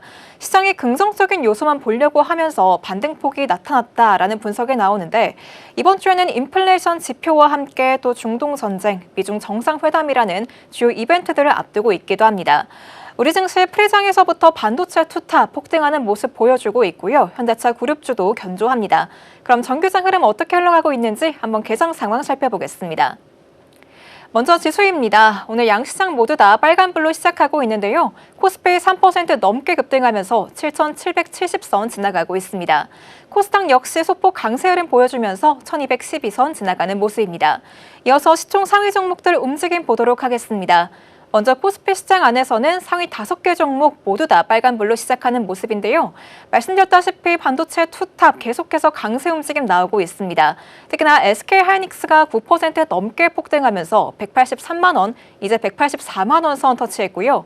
이 밖에도 SK스퀘어, 삼성전자 우선주, 또 현대차 오늘 역시 계속해서 빨간불 이어가는 모습 확인이 됩니다. 이어서 코스닥의 시총 상위 종목들 움직임도 체크해 볼게요. 코스닥 역시 코스피에 비해선 오늘 힘을 잃은 모습입니다. 우선 에코프로 그룹주 모두 다 하락세로 출발하고 있고요. 이 밖에도 알테오젠, 레인보우 로보틱스까지도 밀리고 있습니다. 코롱 티슈젠 소폭 강세 움직임 보여주다가 하락세로 전환했네요. 이어서는 수급 상황 한번 살펴보겠습니다. 먼저 코스피 안에서는 개인만이 사들이고 있습니다. 3,400원가량 물량 담고 있는 반면에 외국인과 기관은 매도 우위 보여주고 있고요. 코스닥의 상황도 한번 확인해 보도록 할게요. 코스닥도 마찬가지입니다. 개인만이 사들이면서 975억 원가량 매수 우위 보여주고 있고 반면에 외국인과 기관은 매도 포지션 취하고 있습니다. 이렇게 개장 움직임 살펴보고 하는데요. 전문가님, 아까 말씀하신 대로 역시나 반도체 투탑 위주로 흘러가는 것 같아요. 개장 분위기 어떻게 보실까요? 네. 장 출발하기 전부터 사실은 어느 정도 다 예상을 했을 것 같아요. 시장은 일단 이번 주 월요일장 개장을 앞두고 아마 반도체 쪽을 중심으로 해서 주가가 올라가지 않을까. 결국은 이제 삼성전자하고 하이닉스를 주축으로 해서 오늘 코스피 지수도 굉장히 좀 크게 올라가고 있거든요. 실제로 하이닉스의 주가가 상승하고 있는 폭이 현재 10%가 넘게 올라가고 있고요. 삼성전자도 지금 6%가 넘게 지금 올라오고 있습니다. 시총으로 본다면 전 세계 11위권으로 지금 올라갔을 정도로 굉장히 지금 삼성전자의 주가의 상승폭이 굉장히 좀 크게 지금 올라가고 있고 지금 하이닉스도 역시 마찬가지인데요.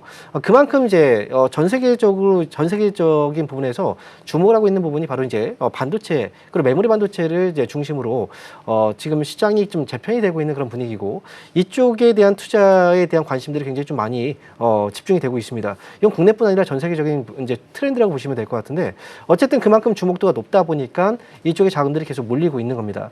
삼성전자와 하이닉스가 올라가지만 이제 다른 종목들을 봤을 때는 그다지 뭐 그렇게 좀 재미있는 모습의 흐름들은 나오지 않고 있어요.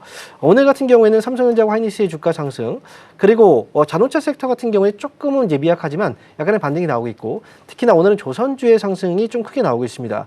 그리고 유통주들 역시도 이제 반등이 좀 강하게 나오고 있는 부분이 있고요.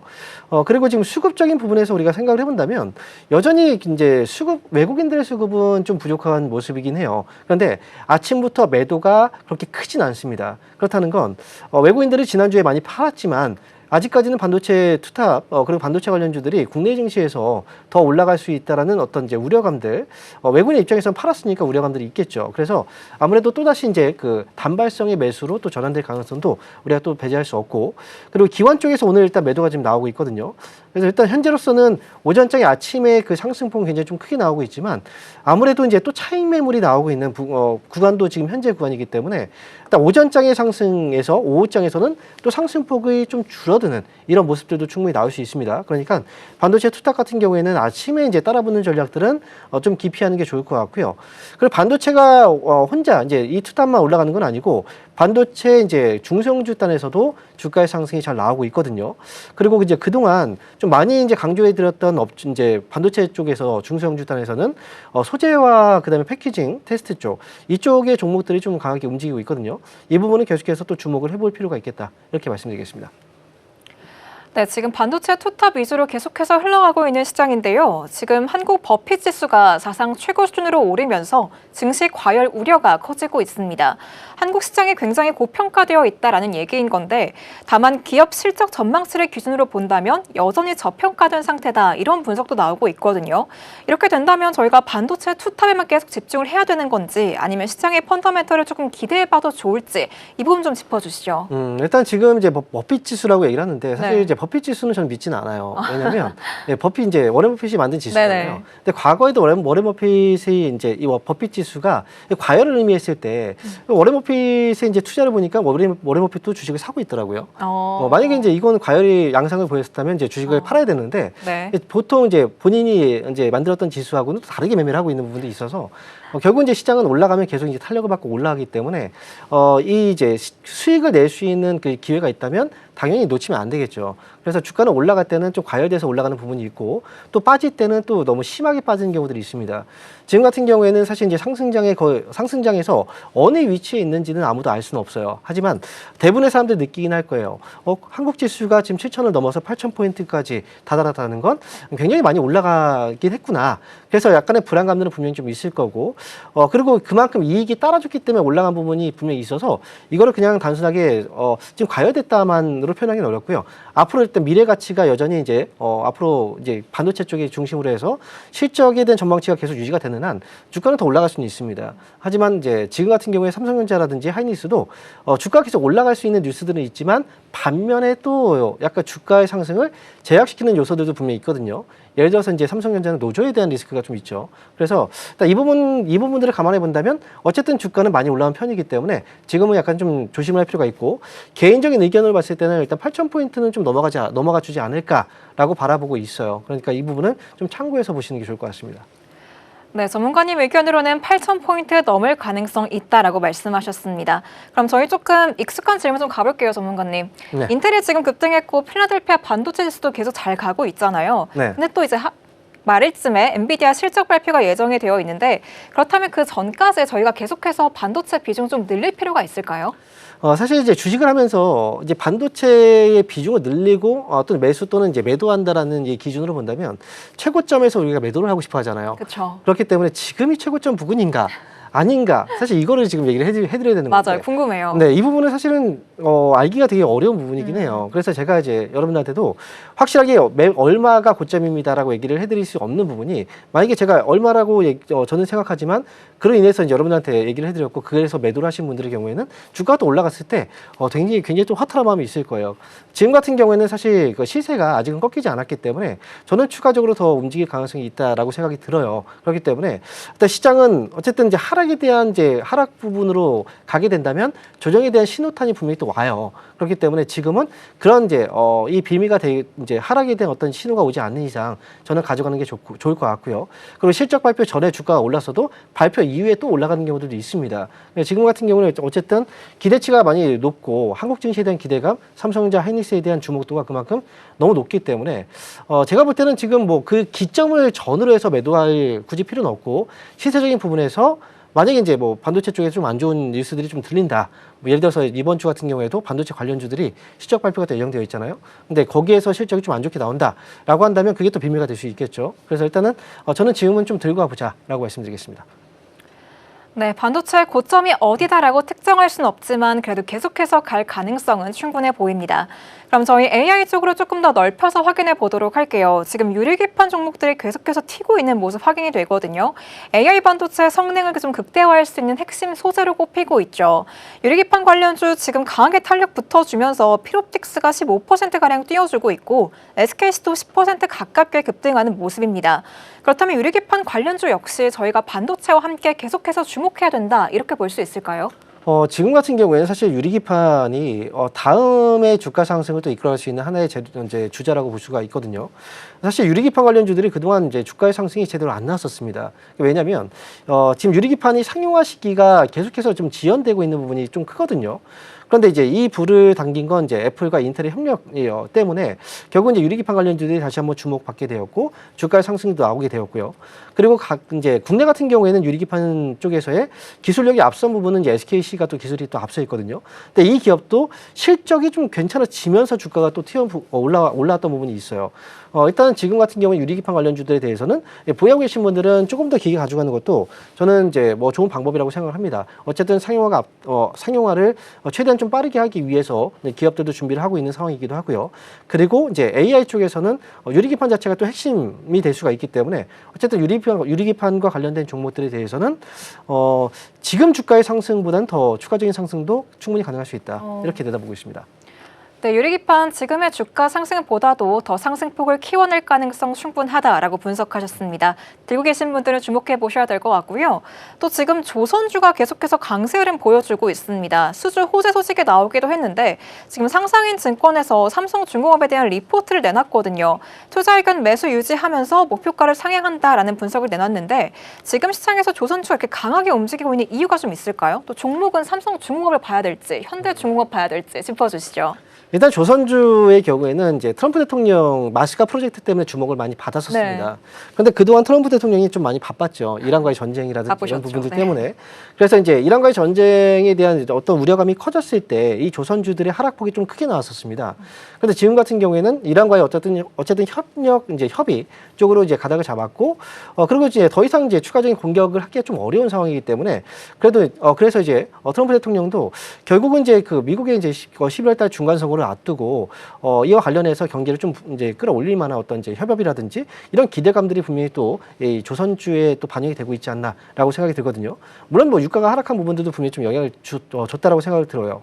일단 조선주들의 경우에는 수주에 대한 모멘텀들은 계속 지속이 되고 있고, 또다시 이제 트럼프 대통령 쪽에서의 이제 마스카 프로젝트와 관련된 그런 이제 뭐 기대감들이 아마 또 이제 지금 주가에 영향을 좀 주고 있다라고 생각이 듭니다. 그래서 일단 현재로서는 지금 아직까지 그 내용들 뉴스들이 크게 이제 확대돼서 나오진 않았지만 조선주들이 지금 또 다시 올라가고 있다는 건 조선주의 상승도 추가적으로 좀 더 올라갈 가능성도 있기 때문에 역시 이제 조선주들도 좀 쉰 만큼 다시 한번 좀 주목을 해보는 것도 좋을 것 같고요. 다만 이제 문제는 조선주들이 이제 하락했을 때 3월달에 주가의 급락이 좀 나왔잖아요. 주가가 하락했을 때 역시 또 그만큼 많이 하락이 나올 수도 있고, 기대감만큼의 어떤 이제 이제 미국 쪽에서의 반응이 나오지 않았을 때 또는 수주에 대한 소식들이 들리지 않았을 때는 주가가 분명히 또 크게 조정이 나올 수 있습니다. 그러니까 지금 구간에서는 길게 끌고 가는 전략들보다는 트레이딩 관점에서 단기 대응으로 좀 가져가시는 게 어떨까 이렇게 보고 있습니다. 네, 조선주 지금 구간에서는 단기 트레이딩 관점으로 대응하시는 게 좋을 것 같습니다. 그럼 마지막 질문 드려야 될 것 같아요. 로봇 얘기를 조금 해볼까 하는데 사실 로봇이 묻었다는 종목들은 금요일장에서 웬만하면 다 갔죠. 현대모백스, 레인보로보틱스 다 갔는데 사실 지금 정규장에서는 로봇주가 조금 쉬어가는 모습이긴 하거든요. 하지만 로봇 일정 모멘텀이 남아 있습니다. 북경국제 로봇박람회, 또 보스턴 로보틱스, 서밋 엑스포까지 5월 말까지 계속해서 일정이 남아있기 때문에 지금 로봇주를 조금 눌림이 나왔을 때 봐야 되는 기회인 건지 궁금합니다. 저는 일단 로봇주에 대한 관심은 계속 필요하다라고 보는 입장이고요. 네. 실제로 지난 금요일 날의 주가 상승에서 반응으로 봤을 때 현대차의 주가 급등, 뭐 이건 사실 로봇 쪽에 대한 기대감들이 굉장히 크다라고 볼 수가 있겠죠. 그래서 일단 로봇주들의 경우에는 지난주 금요일 날에 이제 레인보우 로보틱스가 특히 이제 뭐 굉장히 크게 올랐었거든요. 네. 15% 이상의 한번 상승률이 나왔었고요. 그리고 로봇 쪽에 대한 이벤트 중에 하나가 또 있는 게 이번 주 이제 수요일 날 MSCI 분기 리뷰가 또 있습니다. 그때 이제 레인보우 로보틱스가 새롭게 편입이 예상되는 종목에 이제 포함이 되어 있어요. 그렇기 때문에 레인보우 로보틱스가 사실은 이제 여기서 또 중심이 되고 있는 종목이긴 하잖아요. 그러니까 로봇 쪽에 대한 관심은 또 필요하다라고 생각이 들고요. 어쨌든 AI 쪽에 대한 시세가 끊이지 않는 이상 로봇 쪽으로 확대되는 이 이제 트렌드 자체는 변하지는 않습니다. 그래서 일단 레인보우 로보틱스도 그렇고 이제 로봇주들에 대해서도 최근에 조정이 있었고 이번에 올라간다라고 한다면 이번 시세도 역시 좀 강력하지 않을까라고 생각이 들어요. 다만 이제 올라갈 때 따라 붙으면 항상 고생을 하기 때문에 주가가 조정이 나왔을 때, 좀 주가가 좀 눌렸을 때 종목들을 매수하시는 전략들도 저는 좋을 것 같다 이렇게 말씀드리겠습니다. 네, 로봇주에 대한 관심은 계속해서 필요하다라는 분석 들어봤고요. 또 이번에 조정이 나올 때 기회를 활용해 보시는 것도 좋을 것 같습니다.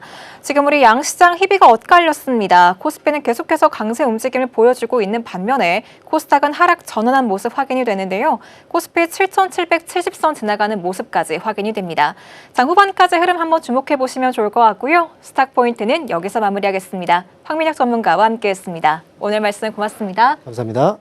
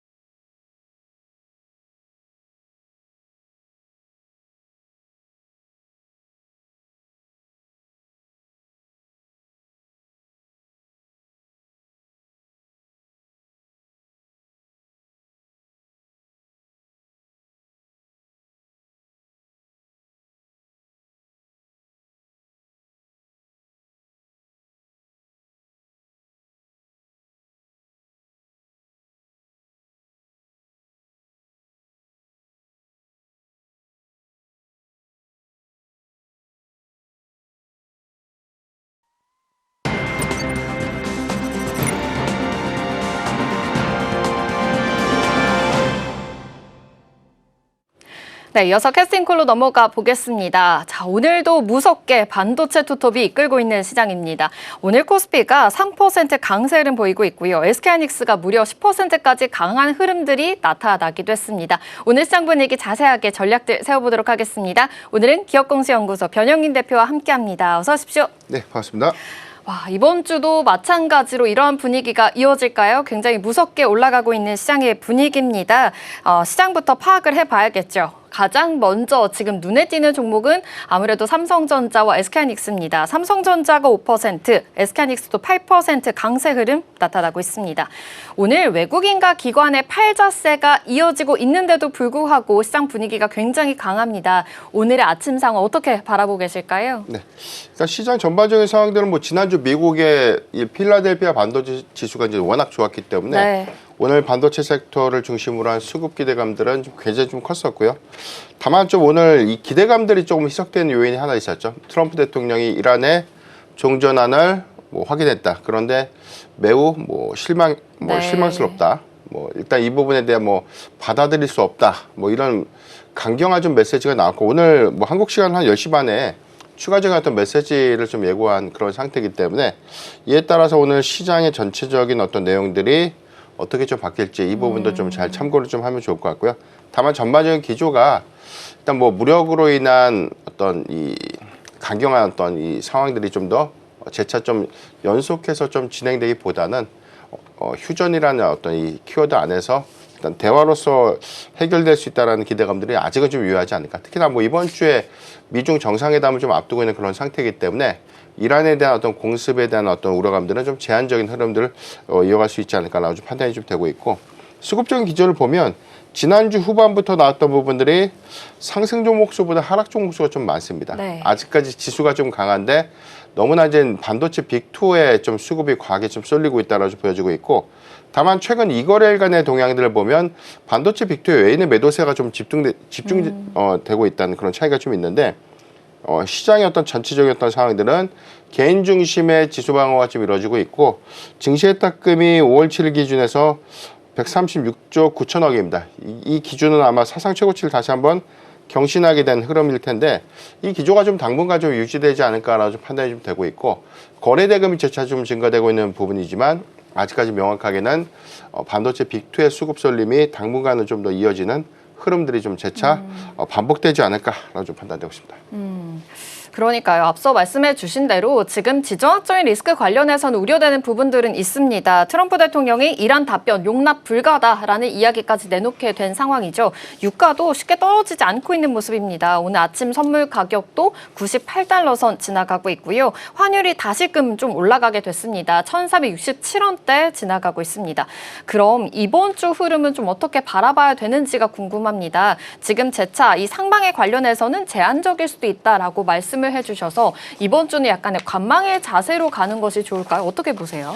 지수 흐름들은 견조한 상승세를 연속해서 좀 가져갈 수 있다. 다만 지금 코스피 지수가 역대 최고치를 다시 한번 경신하게 된 배경은 역시나 이제 삼성전자와 SK하이닉스가 좀 주도를 좀 하고 있고, 네. 이번 주는 특정한 변수 요인이 굉장히 좀 많죠. 첫 번째가 이제 케빈 러시 의장의 연준 첫 취임을 좀 앞두고 있기 때문에 여기에 이제 발표되고 있는 메시지 부분들이 과연 이제 매파적인 기조일까, 아니면 다소 좀 완화적 기조일까, 이 부분이 좀 중요할 것 같고요. 두 번째는 이제 물가지표, CPI 발표를 좀 앞두고 있죠. 이 부분은 사실 이 호르무즈 해협에 대한 봉쇄가 2달을 넘게 좀 장기화됐던 부분들, 이런 부분들이 실질적인 인플레이션에 대한 상당한 좀 영향으로 좀 이어질 수 있는데, 이게 만약에 시장의 컨센 대비해서도 더 높아진 그런 수치가 좀 발표가 된다면 아무래도 이 부분이 조정이 좀 빌미가 좀 될 수 있는 우려감들, 그 다음에 이제 미중 정상회담을 좀 앞두고 있고 관세에 관련된 어떤 타결 여부. 네. 그래서 관세 협상 관련돼서 뭐 상당한 합의를 좀 도출해내면서 이런 부분들이 전반적인 어떤 시장에 긍정적인 메시지를 줄 수 있다고 보고 있는데, 반대로 좀 핵심적인 어떤 쟁점 부분들이 해소되지 못한다면 이 역시 재차 좀 반복될 수 있는 노이즈가 좀 부각될 수 있는 부분이기 때문에 이번 주는 사실 기대감이 좀 크면서 반대로 우려감도 같이 네. 좀 공존하는 한 주가 좀 되지 않을까. 그래서 수급적으로 보면 공격적인 매수 전략들보다는 조금 매크로 변수에 대한 유의점들을 좀 잘 체크하면서 저는 조금씩 좀 보수적인 관점에 접근이 필요한 주간이 좀 되고 있지 않나라고 좀 보고 있고요. 다만 5월 15일까지 이제 중소형주 중심의 실적 발표가 아직 끝나지 않았죠. 네. 그러니까 이번 주에는 중소형주 중심의 실적 발표가 좀 예고가 돼 있는 상태이기 때문에 산별적인 그리고 개별적으로 실적의 기대감이 좀 크거나 이익률이 좀 큰 기업들의 경우에는 그래도 좀 관심 있게 좀 봐야 되지 않을까라고 판단해 보십니다. 요즘에는 아무래도 좀 실적 장세인 것 같습니다. 소부장 기업들 아직 실적 발표하지 않은 기업들도 있으니까 이 점도 눈여겨보셔야 되겠고요. 여러 가지 리스크는 있는 상황이니까 이슈들 파악해 보시면서 투자 대응해 보셔야 되겠습니다. 그렇다면 종목별 흐름 들어가기 전에 지난주 탑픽이 현대차였습니다. 그런데 지난주 내내 상승한 흐름 가지게 됐거든요. 60만 원까지 돌파하는 흐름이었습니다. 역시나 보스턴 다이내믹스 IPO 상장 앞두고 기대감으로 올라서일지 아니면 로봇주들 관련해서도 동반 상승에 대한 흐름들도 나타났기 때문에 여기에 포커스를 맞춰봐야 될지 현대차 어떻게 더 가져가면 좋을까요? 네. 사실 로봇주의 반등은 이제 현대차가 좀 끌고 있는 게 맞다라고 보는 게 좋을 것 같고요. 그러니까 6월 12일 우리가 알고 있는 것처럼 보스턴 다이내믹스 이제 풋옵션 기한 마감 시한이에요. 그러니까 네. 주주관계약서를 보면 2021년도 현대차가 보스턴 다이내믹스를 좀 인수했을 때 당시 이제 소프트뱅크가 2대 주주로서 좀 지분을 좀 보유하고 있었고, 일단 해당되는 계약 조항에 따르면 풋옵션 기한을 최장 5년까지 연장할 수 있는 조항이었습니다. 그러니까 4년까지인데 이 부분이 작년에 이제 한 1년 정도 좀 연기가 좀 된 것이죠. 세부 내용을 보면 일단 풋옵션이라는 게 이제 주주가 보유하고 있는 지분을 일단 인수하든지 또는 IPO를 확정해서 IPO를 좀 진행하든지 이제 두 가지 선택지가 좀 구체화가 좀 된 거죠.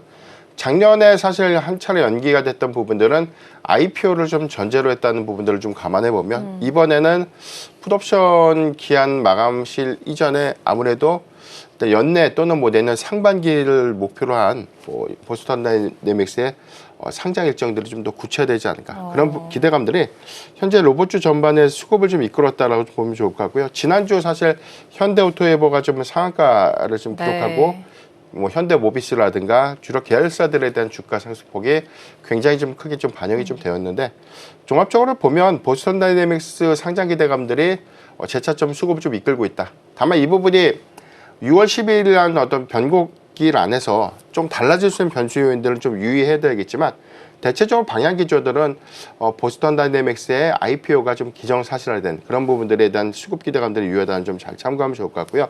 만약에 IPO 일정들이 좀 더 구체화가 좀 된다면 여기서 끝나는 것이 아니라 오히려 비중 확대 관점에서 저는 일단 선별이 아니라 이제 비중 확대 관점에서 점진적인 분할 매수 관점이 유효하지 않을까라고 보고 있는데 최근에 이 피지컬 AI의 가장 그 경쟁 요소가 좀 될 수 있는 부분이 사실 미국의 시리즈 A에서 펀딩을 받았던 이 피규어 AI죠.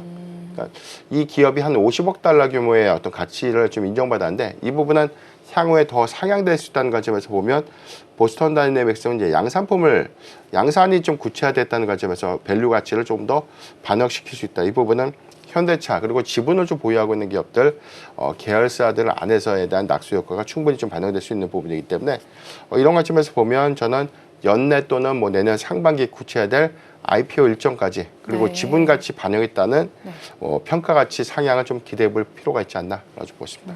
지분 가치 그리고 IPO 상장 여러 가지 좀 모멘텀이 같이 있는 것으로 보입니다. 삼성증권에서는 내년에 현대차가 시총 도요타 넘을 것이다라고까지 얘기했으니까요. 예전까지 함께 참고해 보시면 좋겠습니다. 자, 그럼 오늘 시장 안에서 조금 더 주목해 볼 만한 테마 살펴보도록 하겠습니다. 자, 오늘 세 가지 테마 살펴볼 텐데요. 먼저 증권주 살펴보겠습니다. 자, 오늘 코스피가 7,800포인트 넘어섰죠. 이제 8,000피 바로 코앞에 둔 상황이고요. 이제 만스피다라는 이야기까지 나온 상황입니다. JP모건에서도 만스피 곧 도달하게 될 것이다 라고까지 이야기가 나온 상황이기 때문에 증권주들 아무래도 더 바라볼 수밖에 없는 상황이죠. 거래세도 지금 증가하고 있고 거래 대금뿐만이 아니라 예탁금 증가에 대한 이슈까지 있기 때문에 이전까지도 보시면 좋을 것 같습니다.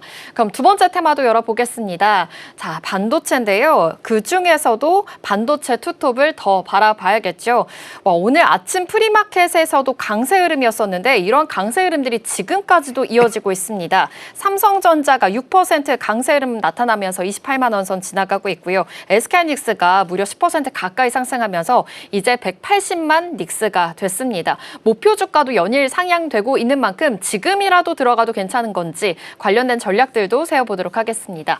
세 번째 테마도 열어보겠습니다. 네, 세 번째 테마는 유리기판 살펴보겠습니다. 사실 반도체 투톱이 잘 가고 있는데 그 와중에 밸류체인들까지 같이 순환매가 좀 도는 모습입니다. 자, 오늘은요. 유리기판의 액침 냉각까지 모두 다 상승하는 흐름들이 굉장히 뚜렷하게 나타나고 있습니다. 오늘의 순환매는 어떻게 분석해 볼 수 있는지 이와 관련돼서도 이야기 나눠보겠습니다.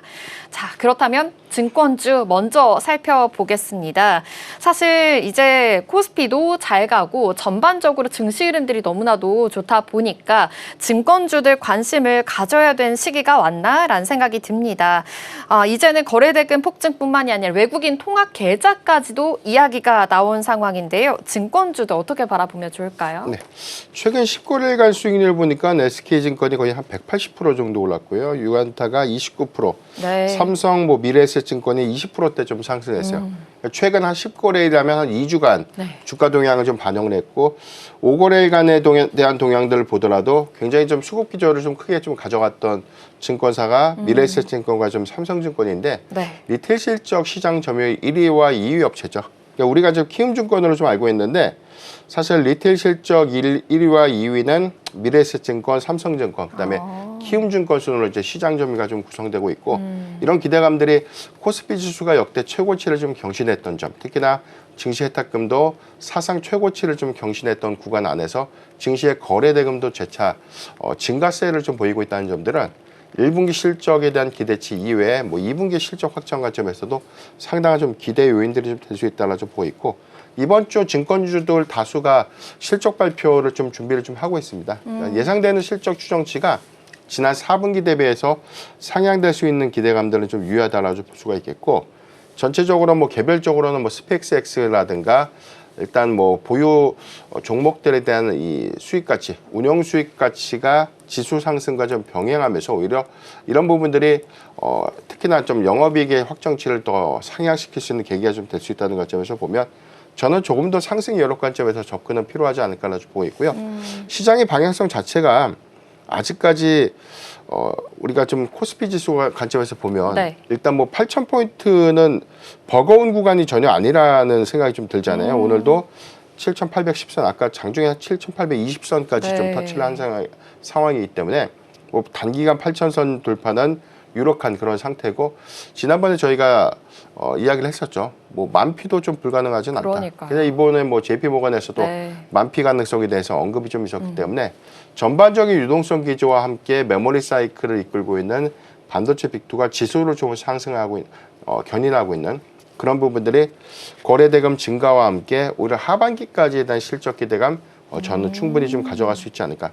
다만 이제 코스피 지수가 코스닥 지수가 코스피 대비해서 이제 양극화가 좀 더 큰 그런 상황인데 5월부터는 뭐 국민성장펀드에 대한 출시부터 해서 뭐 ETF에 대한 점유량 확장 부분들 이 부분은 수급 여건들을 좀 더 개선시킨다는 관점에서 보면 점진적으로 어떤 수급 기조가 코스닥으로 좀 확대될 수 있는 부분들은 오히려 이제 증시의 거래 대금 유입과 함께 긍정적인 어떤 실적 기여로 좀 이어질 수 있는 부분이기 때문에 증권주의 경우에는 이런 관점에서 재차 주목해봐야 되지 않을까라고 보고 있습니다. 와, 그러네요. 지금 증권주들 그럼으로 인해서 실적 기대감은 충분한 상황이고요.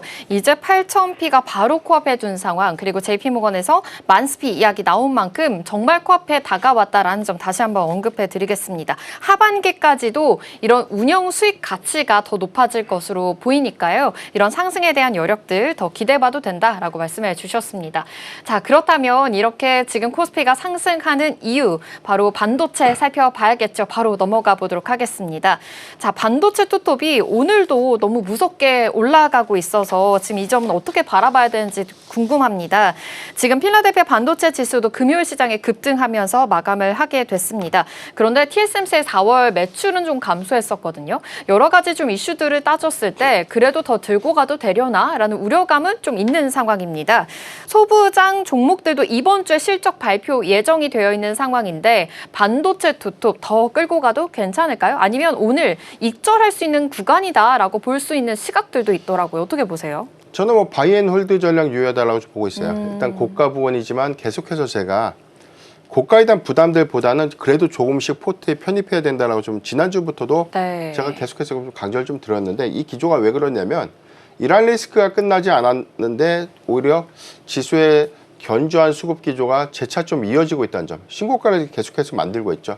그러니까 이렇다면은 단기적 관점에서에 대한 수급 기조가 조금 더 연속성 있는 흐름들을 좀 보여줄 수 있다고 보고 있고 미국의 경우에도 필라델피아 반도체 지수가 한 5.5포인트 좀 상승을 했어요. 이게 기저에 대한 세부적인 종목들을 보면 마이크론도 대체적으로는 제 기억에 한 14% 정도 좀 상승한 걸로 좀 알고 있고 이런 것들이 사실 오늘 국내 지수의 연동 효과를 좀 보면 삼성전자, SK하이닉스가 오늘 사실 상승폭을 좀 더 키우는 게 맞다고 보고 있는데 아무래도 장 전에 이란에 대한 종전 제한이 트럼프 대통령이 수용 불가라는 네. 그런 어떤 강경한 메시지가 약간의 어떤 이 주가 상승폭을 좀 제한시켰다. 그럼에도 불구하고 현재 견조한 상승 기조를 좀 보이고 있다는 점들 긍정적이다라고 좀 보여주고 있고 인텔이 애플에 대해서 예비 계약 체결 소식을 전해왔죠. 그동안 좀 저평가되어 있던 반도체 개별 종목들에 대한 주가 상승폭이 굉장히 좀 커지고 있고 브로드컴이라든가 AMD 같은 기업들에 대한 주가의 연속성들이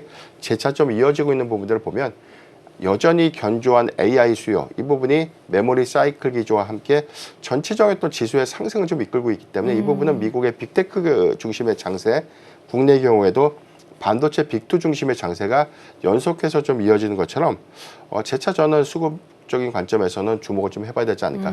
여기에 조금 더 기름을 좀 붓는다면 저는 이제 LTA 계약을 좀 주목해 볼 필요가 있을 것 같아요. 네. 장기 공급 계약이죠. 삼성전자가 지난 이 확정 실적 발표에서는 컨퍼런스 콜에서도 언급을 했습니다. 고객사와 장기 공급 계약에 대한 논의를 좀 하고 있다. SK하이닉스도 마찬가지로 컨콜에서 해당되는 메시지가 좀 나왔기 때문에 이런 부분들의 신규 계약에 의해서는 일단 단발성 계약에 좀 국한된 것이 아니라 최소 3년에서 한 5년 주기까지에 대한 장기 공급 계약들이 구체화될 수 있다는 점. 여기 대해서는 과거처럼 단순한 계약의 의미를 좀 넘어서 선취 여건이죠. 최소 전체 계약 금액의 뭐 10에서 30% 정도를 선수 지급으로 좀 받는 그런 요건들이 좀 더 명문화가 좀 된다면 단발성으로 좀 우려됐던 메모리 사이클에 대한 어떤 3년 주기설이 조금 더 완화되면서 오히려 장기 사이클에 대한 기대감과 함께 조금 더 업황을 끌고 갈 수 있는 계기가 좀 될 수 있기 때문에 이런 관점에서 보면 저는 수급적인 기대감들은 다소 기대감이 아니라 이제 성과로 좀 입증될 수 있는 부분들로 이어질 수 있다라 좀 보고 있고 이번 주 15일 1분기 보고서 마감 시한입니다. 12월 결산법인들은 이번 주까지 1분기 보고서를 좀 제출해야 되는데 아직까지 실적을 좀 발표하지 못했던 반도체 소부장 기업들에 대한 실적 발표가 이제 이번 주에 좀 집중될 것이기 때문에 최근에 좀 발표를 했던 기업들에 대한 이면들을 보면 이익 추정치가 굉장히 좀 크게 증가했습니다. 영업이익률도 굉장히 좀 크게 증가했던 요인들을 보면 기판과 뭐 소켓이라든가 공정용 소재 관련된 소부장주 종목들의 실적 발표는 재차 주목해봐야 되지 않을까 좀 판단해보겠습니다. 아, 그렇군요. 장기 공급 계약에 더 주목해야 된다. 1분기 지금 분기 시한 마감이 바로 앞두고 있는 만큼 어떻게 실적 발표가 더 나오게 될지 소부장 관련해서도 주목할 필요가 있어 보입니다. 아, 이렇게 반도체 투톱의 강세로 인해서 지금 코스피 시장에서는 매수 사이드카가 발동했다라는 점까지 다시 한번 챙겨드리겠습니다. 그럼 반도체 투톱 안에서 낙수 효과를 볼 수 있는 종목들이 좀 들썩여서 이 점도 궁금합니다. SK하이닉스가 너무나도 잘 가고 많이 비싸졌다 보니까 오히려 SK스퀘어로 몰리는 시각들이 있더라고요. 그래서 지금 SK스퀘어가 지금 시가총액 3위에도 자리 잡기도 했죠. 오늘도 5% 강세 흐름 보여주고 있습니다. SK스퀘어도 그러는데 지금 삼성물산도 이와 관련된 좀 동반 상승들이 이어지고 있습니다. 삼성물산도 오늘 4.8% 상승이거든요. 이런 쪽의 시각 유효하다라고 보시는 걸까요? 어떻게 보세요? 일단 뭐 반도체 빅2의 시가총액이 워낙 커지다 보니까 그러니까요. 지분을 보유하고 있는 가치에 대한 평가 부분들이 반영될 수밖에 없죠. 다만 이게 직접적인 사업회사가 아니라 지분을 취득했다. 그러니까 이 부분은 향후에 배당 재원이라든가 뭐 배당 성향이 높아질 경우에 이익 기여 요건들이 좀 커지는 부분들에 대한 기대감들이 좀 반영됐다고 볼 수가 있겠고요. SK스퀘어의 경우에는 SK하이닉스 주가가 뭐 200만 원을 가든 300만 원을 가든 뭐 지분을 좀 매각할 거냐 이런 관점에서 보지는 않죠. 다만 평가 가치에 대한 가치가 너무나 달라지기 때문에 장부 가치도 빠르게 좀 반영이 돼야 되겠죠. 그렇기 때문에 이제 분기별 보유 지분 가치에 대한 상향 부분들은 오히려 SK스퀘어의 가치를 상향시킬 수 있는 좀 계기가 좀 될 수 있기 때문에 이런 기대감들이 주가에 좀 반영되고 있다라고 좀 보면 좋을 것 같고요. 삼성물산과 삼성생명도 굉장히 좀 강한 흐름들을 좀 보여주고 있죠. 지배구조를 보면 삼성물산이 삼성생명을 좀 보유하고 있고 삼성생명이 또 삼성전자의 또 최대주주죠. 그러니까 순환고리로 보면 일단 삼성전자의 지분가치 상향 부분들이 역시나 삼성생명이라든가 삼성물산의 보유 지분 가치에 대한 상향으로 좀 이어졌기 때문에 이런 낙수 효과가 수급적인 어떤 기대감으로 좀 작용했다.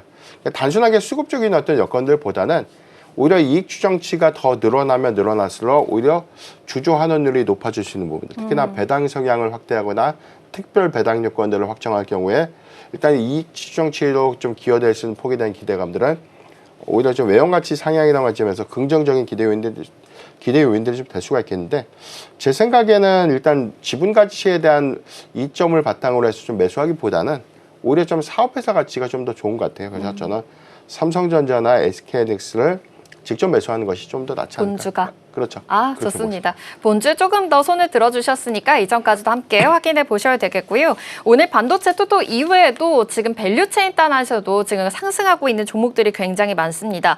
오늘은 유리기판 그리고 액침 냉각이 굉장히 좀 두드러지게 올라가고 있는데요. 사실 이제 뭐 전력에다가 인프라까지 살펴보게 된다면 열에 강한 그리고 전력 소모가 조금 덜한 쪽에 좀 매기가 몰리고 있는 것으로 보입니다. 이제는 액침 냉각을 볼 시기인가? 라는 생각까지 드는데요. 오늘 유리기판이 굉장히 시세를 많이 보여주고 있습니다. 이 쪽은 어떻게 바라보면 좋을까요? 일단 순환매라고 좀 보는 게 맞을 것 같아요. 일단 엔비디아가 CPU 공정, 네. 실리콘 포토닉스를 적용해서 CPU 패키지 공정에 대한 전환을 선언했죠. 이 부분은 기존의 뭐 전기 기반의 신호를 광원으로 좀 바꾸면서 전력 소모도 낮추고 발열도 잡는다. 네. 이런 이슈인데 사실 부가적으로 보면 뭐 유리기판이라든가 뭐 액침 냉각 기술도 마찬가지로 지금 AI 데이터 센터의 가장 큰 화두가 좀 될 수 있는 부분이 발열 이슈죠. 네. 단순하게 뭐 열이 좀 증가됐다 이 요인들보다는 성능 저하라든가 효용성들이 굉장히 좀 낮아진 그런 측면들이 오히려 칩의 성능이 더 올라가면 올라갈수록 해당되는 이슈가 더 크게 작용하는 그런 부분들이 오히려 원천적으로 기판의 소재 자체를 좀 바꾼다든가 아니면 AI 서버 자체에 대한 공법이 공냉식, 공기를 뭐 차갑게 해서 열을 식히는 방식에서 직접적으로 물을 이용해서 또는 비전도성 액체를 좀 담가서 서버에 열을 식히는 그런 공법으로 좀 전환되는 부분들은 뭐 이미 한 2년 전부터 재차 일단 기술에 대한 어떤 기대감으로 좀 부각이 좀 됐었고, 다만 일단 액침 냉각 기술의 경우에는 사실 이 부분에 대한 공정 적용 부분들이 아직까지 일부 특정 기업들에 대한 주도 이외에 성과를 좀 내고 있지 못하다는 그런 단점들이 좀 있고요. 유리기판주의 경우에는 앱솔릭스가 이제 하반기에 일단 테스트를 좀 진행하면서 이제 본격적인 양산을 좀 앞두고 있다는 기대감들이 좀 반영이 되면서 네. 선별적으로 오늘 뭐 HB 테크놀로지라든가 아이비전 웍스, 뭐 YCQM 같은 종목들이 좀 강한데 네. 일전에도 좀 말씀드렸지만 이제는 뭐 막연하게 뭐 유리기판에 관련된 상용화 기대감들이 커져서 해당되는 개별 종목들을 좀 볼 것이 아니라 밸류체인에 어떤 소부장 기업들이 진입할 수 있는가 이게 좀 중요할 것 같아요. 지금은 SKC 앱솔릭스의 공급망이 아직 확정된 그런 상태는 좀 아니죠. 양산이 구체화가 좀 된다면 네. 여기 안에서 밸류체인들이 좀 구성이 좀 될 것이고요. 후발주자인 뭐 삼성전기라든가 LG이노텍의 경우에도 유리기판 양산을 현재 뭐 개발 중이거나 준비 중에 있는 그런 상황이기 때문에 뭐 종국적으로는 각각의 일단 뭐 밸류체인들이 좀 구성이 좀 될 거고 여기에 관련된 매출 연동에 관련된 실질적인 어떤 수혜는 좀 달라질 수 있다고 볼 수 있기 때문에 지금 뭐 중소형주 중심의 뭐 상승세에 너무 치우치기보다는 일단 트레이딩 전략으로 좀 유효하지 않을까 가지고 있습니다.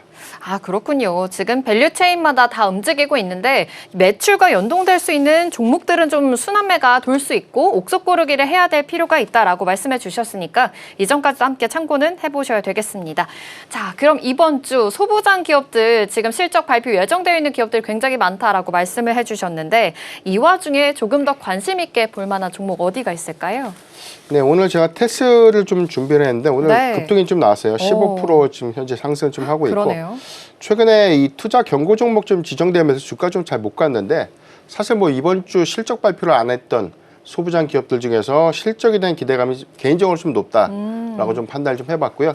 다만 이제 1분기 실적에 국한된 것이 아니라 이제 2분기 이후부터에 대한 외형 성장에 좀 주목을 해봐야 될 것 같은데 1분기 실적의 경우에는 매출이 한 20% 정도 감소가 좀 예상되고 있음에도 불구하고 이익이 한 50% 정도 증가가 좀 예상되고 있죠. 이 얘기는 외형은 감소되고 있는데 수익성이 굉장히 좀 크게 빠르게 좀 전환되고 있다. 이 부분은 2분기 고부가 장비 위주의 어떤 선별적인 재편이 구체화가 좀 될 수 있겠고 삼성전자와 SK하이닉스의 선단 공정에 대한 투자 수혜가 좀 예상될 수 있는 부분이기 때문에 이 부분이 점진적인 양산 규모에 대한 확대와 함께 일단 장비 수요도 연동해서 좀 이어질 수 있는 부분들은 매출 상향과 함께 이익 추정치를 좀 더 확장시킬 수 있지 않을까 좀 판단하고 있습니다.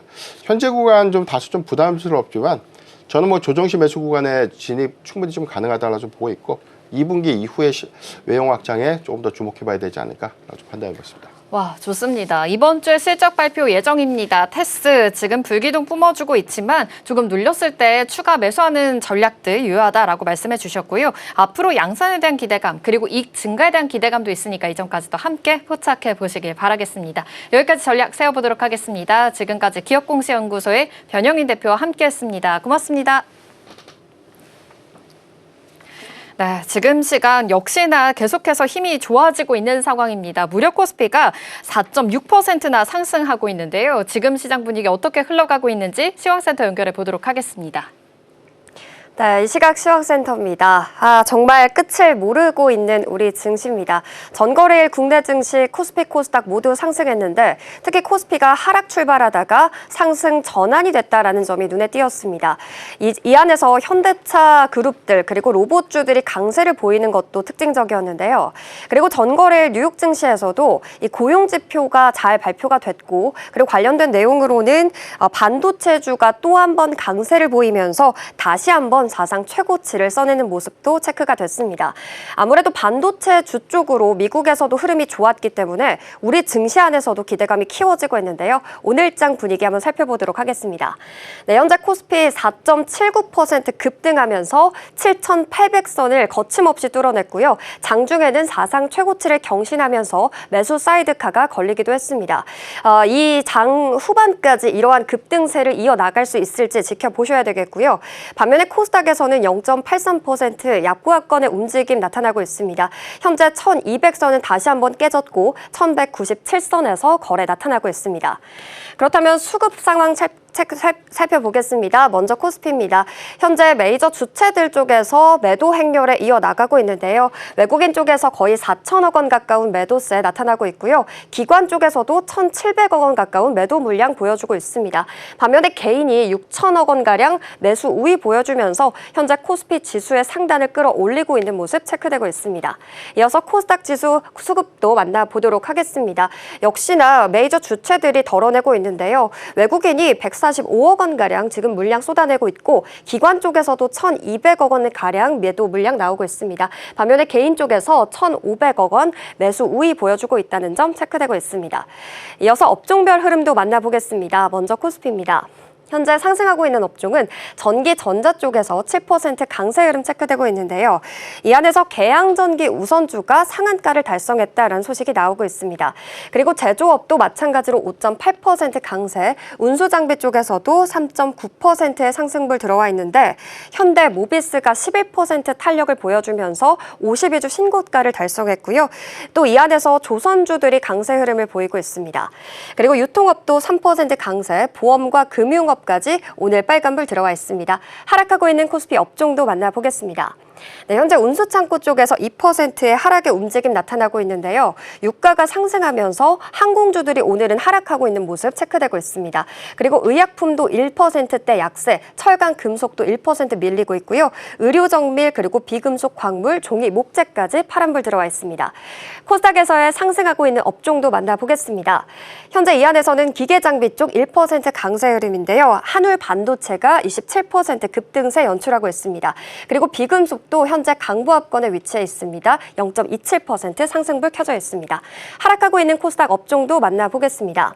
현재 섬유 의류 쪽에서 4% 약세 흐름 체크되고 있고요. 기타 서비스 건설도 파란불, 오락 문화, 금융과 종이 목재까지 2%가량의 하락의 움직임 감지되고 있습니다. 네, 이어서 거래대금 상위 종목의 움직임들 만나보겠습니다. 현재 반도체 투톱이 역시 위치해 있는데 SK 하이닉스 쪽에서 12%의 급등세가 연출이 되고 있고요. 180만 원 선을 이미 뚫어내고 지금 190만 원 선을 앞두고 있습니다. 정말 200만 익스가 현실화될 수 있을지 지켜보셔야 되겠는데요. 마이크론이 전날 15% 상승을 했었고 필라델피아 반도체 지수 또한 거의 5% 급등을 했습니다. 그리고 또 지난 주말에 유럽과 미국 증시에서 반도체 투톱 관련된 GDR이 관련 상품들이 급증하는 흐름을 보였었기 때문에 오늘장 이 흐름이 오후장까지 이어질 수 있을지 체크해 보셔야 되겠고요. 그리고 이 전거래일의 흐름을 주도했던 현대차 지금 2%의 상승부를 켜면서 62만 원 선까지 올라온 모습입니다. 피지컬 AI에 대한 기대감 여전히 붙고 있고요. 삼성전자, 우선주, SK스퀘어도 반도체 투톱과 함께 흐름을 같이 하면서 7% 정도의 반등세 이어나가고 있습니다. 이어서 코스닥에서의 거래대금 상위 종목의 움직임도 만나보겠습니다. 현재 통신주들이 조금 눈에 띕니다. 대한광통신과 빗셈전자가 상위 포지션하고 있는데 대한광통신 쪽에서는 20% 급등하는 모습 연출되고 있습니다. 이 반도체 투톱을 중심으로 AI 데이터 센터에 대한 사이클이 돈다라는 이야기가 나오면서 역시 통신주들 강하고요. 그리고 코스모 로보틱스 오늘 상장한 종목이죠. 242%의 급등 탄력 보여주고 있습니다. 주성 엔지니어링과 HB 테크놀러지, 반도체 후공정 분야들도 오늘 상승의 움직임 감지되고 있습니다. 특히 주성 엔지니어링 같은 경우 거의 19% 탄력 보여주면서 15만 원 선까지 올라온 모습 체크되고 있습니다. 이어서 시총 상위 종목의 움직임도 만나보겠습니다. 1위부터 6위입니다. 현재 LG 에너지 솔루션 제외하고 모두 빨간불 들어와 있는데요. LG 에너지 솔루션 현재 거의 2% 가까운 하락불 켜져 있습니다. 테슬라가 중국과 한국에서 그래도 판매 실적이 잘 찍혔다라는 소식이 나왔는데 오늘장 후반에 이것을 상승 전환해 나갈 수 있을지 지켜보셔야 되겠고요. 7위부터 12위의 움직임도 만나보겠습니다. 네, 현재 두산 에너빌리티는 약보합권에 위치해 있고 삼성물산이 5.6% 급등하면서 어느새 시총 상위 종목으로 올라온 모습입니다. 그리고 조선주들 오늘 강한데요. H현대중공업이 3.9%의 강세 흐름 체크되고 있고요. 기아도 5%의 강세, 삼성바이오로직스는 오늘 약보합권의 흐름 체크되고 있습니다. 이어서 코스닥에서의 시총 상위 종목의 움직임 1위부터 6위도 만나보겠습니다. 코스피와 다르게 코스닥에서는 그래도 덜어내는 움직임이 더 크게 감지가 되고 있습니다. 그러나 여기에서는 코오롱 티슈진이 오늘도 4.69% 강세 체크되고 있는데요. 이틀 연속 거의 20% 상승부를 켰었는데 오늘장에서도 TGC 관련된 모멘텀이 부각이 되면서 거의 5% 상승부를 더하고 있습니다. 장 후반까지 움직임 체크해 보셔야 되겠습니다. 네, 코스닥에서의 수급이 아무래도 좀 빠지고 코스피 쪽으로 몰려나가고 있는 모습입니다. 오늘장 계속해서 이 투자 포인트 체크해 보셔 나가시기 바랍니다. 지금까지 시황센터에서 전해드렸습니다. 네, 코스피가 7,800선 위에서 계속 안착하면서 지나가고 있는 흐름입니다. 아침에는 매수 사이드카가 발동하기도 했죠. 월요일 시장 분위기부터 반도체 투톱이 이끌어주고 있으니까요. 계속해서 이런 흐름들 지켜보셔야 되겠습니다. 반도체 수출 데이터가 더 잘 나오게 되면서 시장을 이끌고 있는 것으로 보입니다. 5월 1일부터 10일까지 반도체 수출이 149% 증가했다라는 이슈도 들려오고 있으니까요. 이전까지도 함께 포착해 보시기 바라겠습니다. 출발 증시와이드 준비한 소식은 여기까지입니다. 본 방송에서 제공하는 정보는 투자 판단을 위한 조언일 뿐 해당 종목의 가치와 수익률을 보장하지 않습니다. 내일 이 시간에도 알찬 소식으로 찾아오겠습니다. 함께해 주신 여러분 고맙습니다.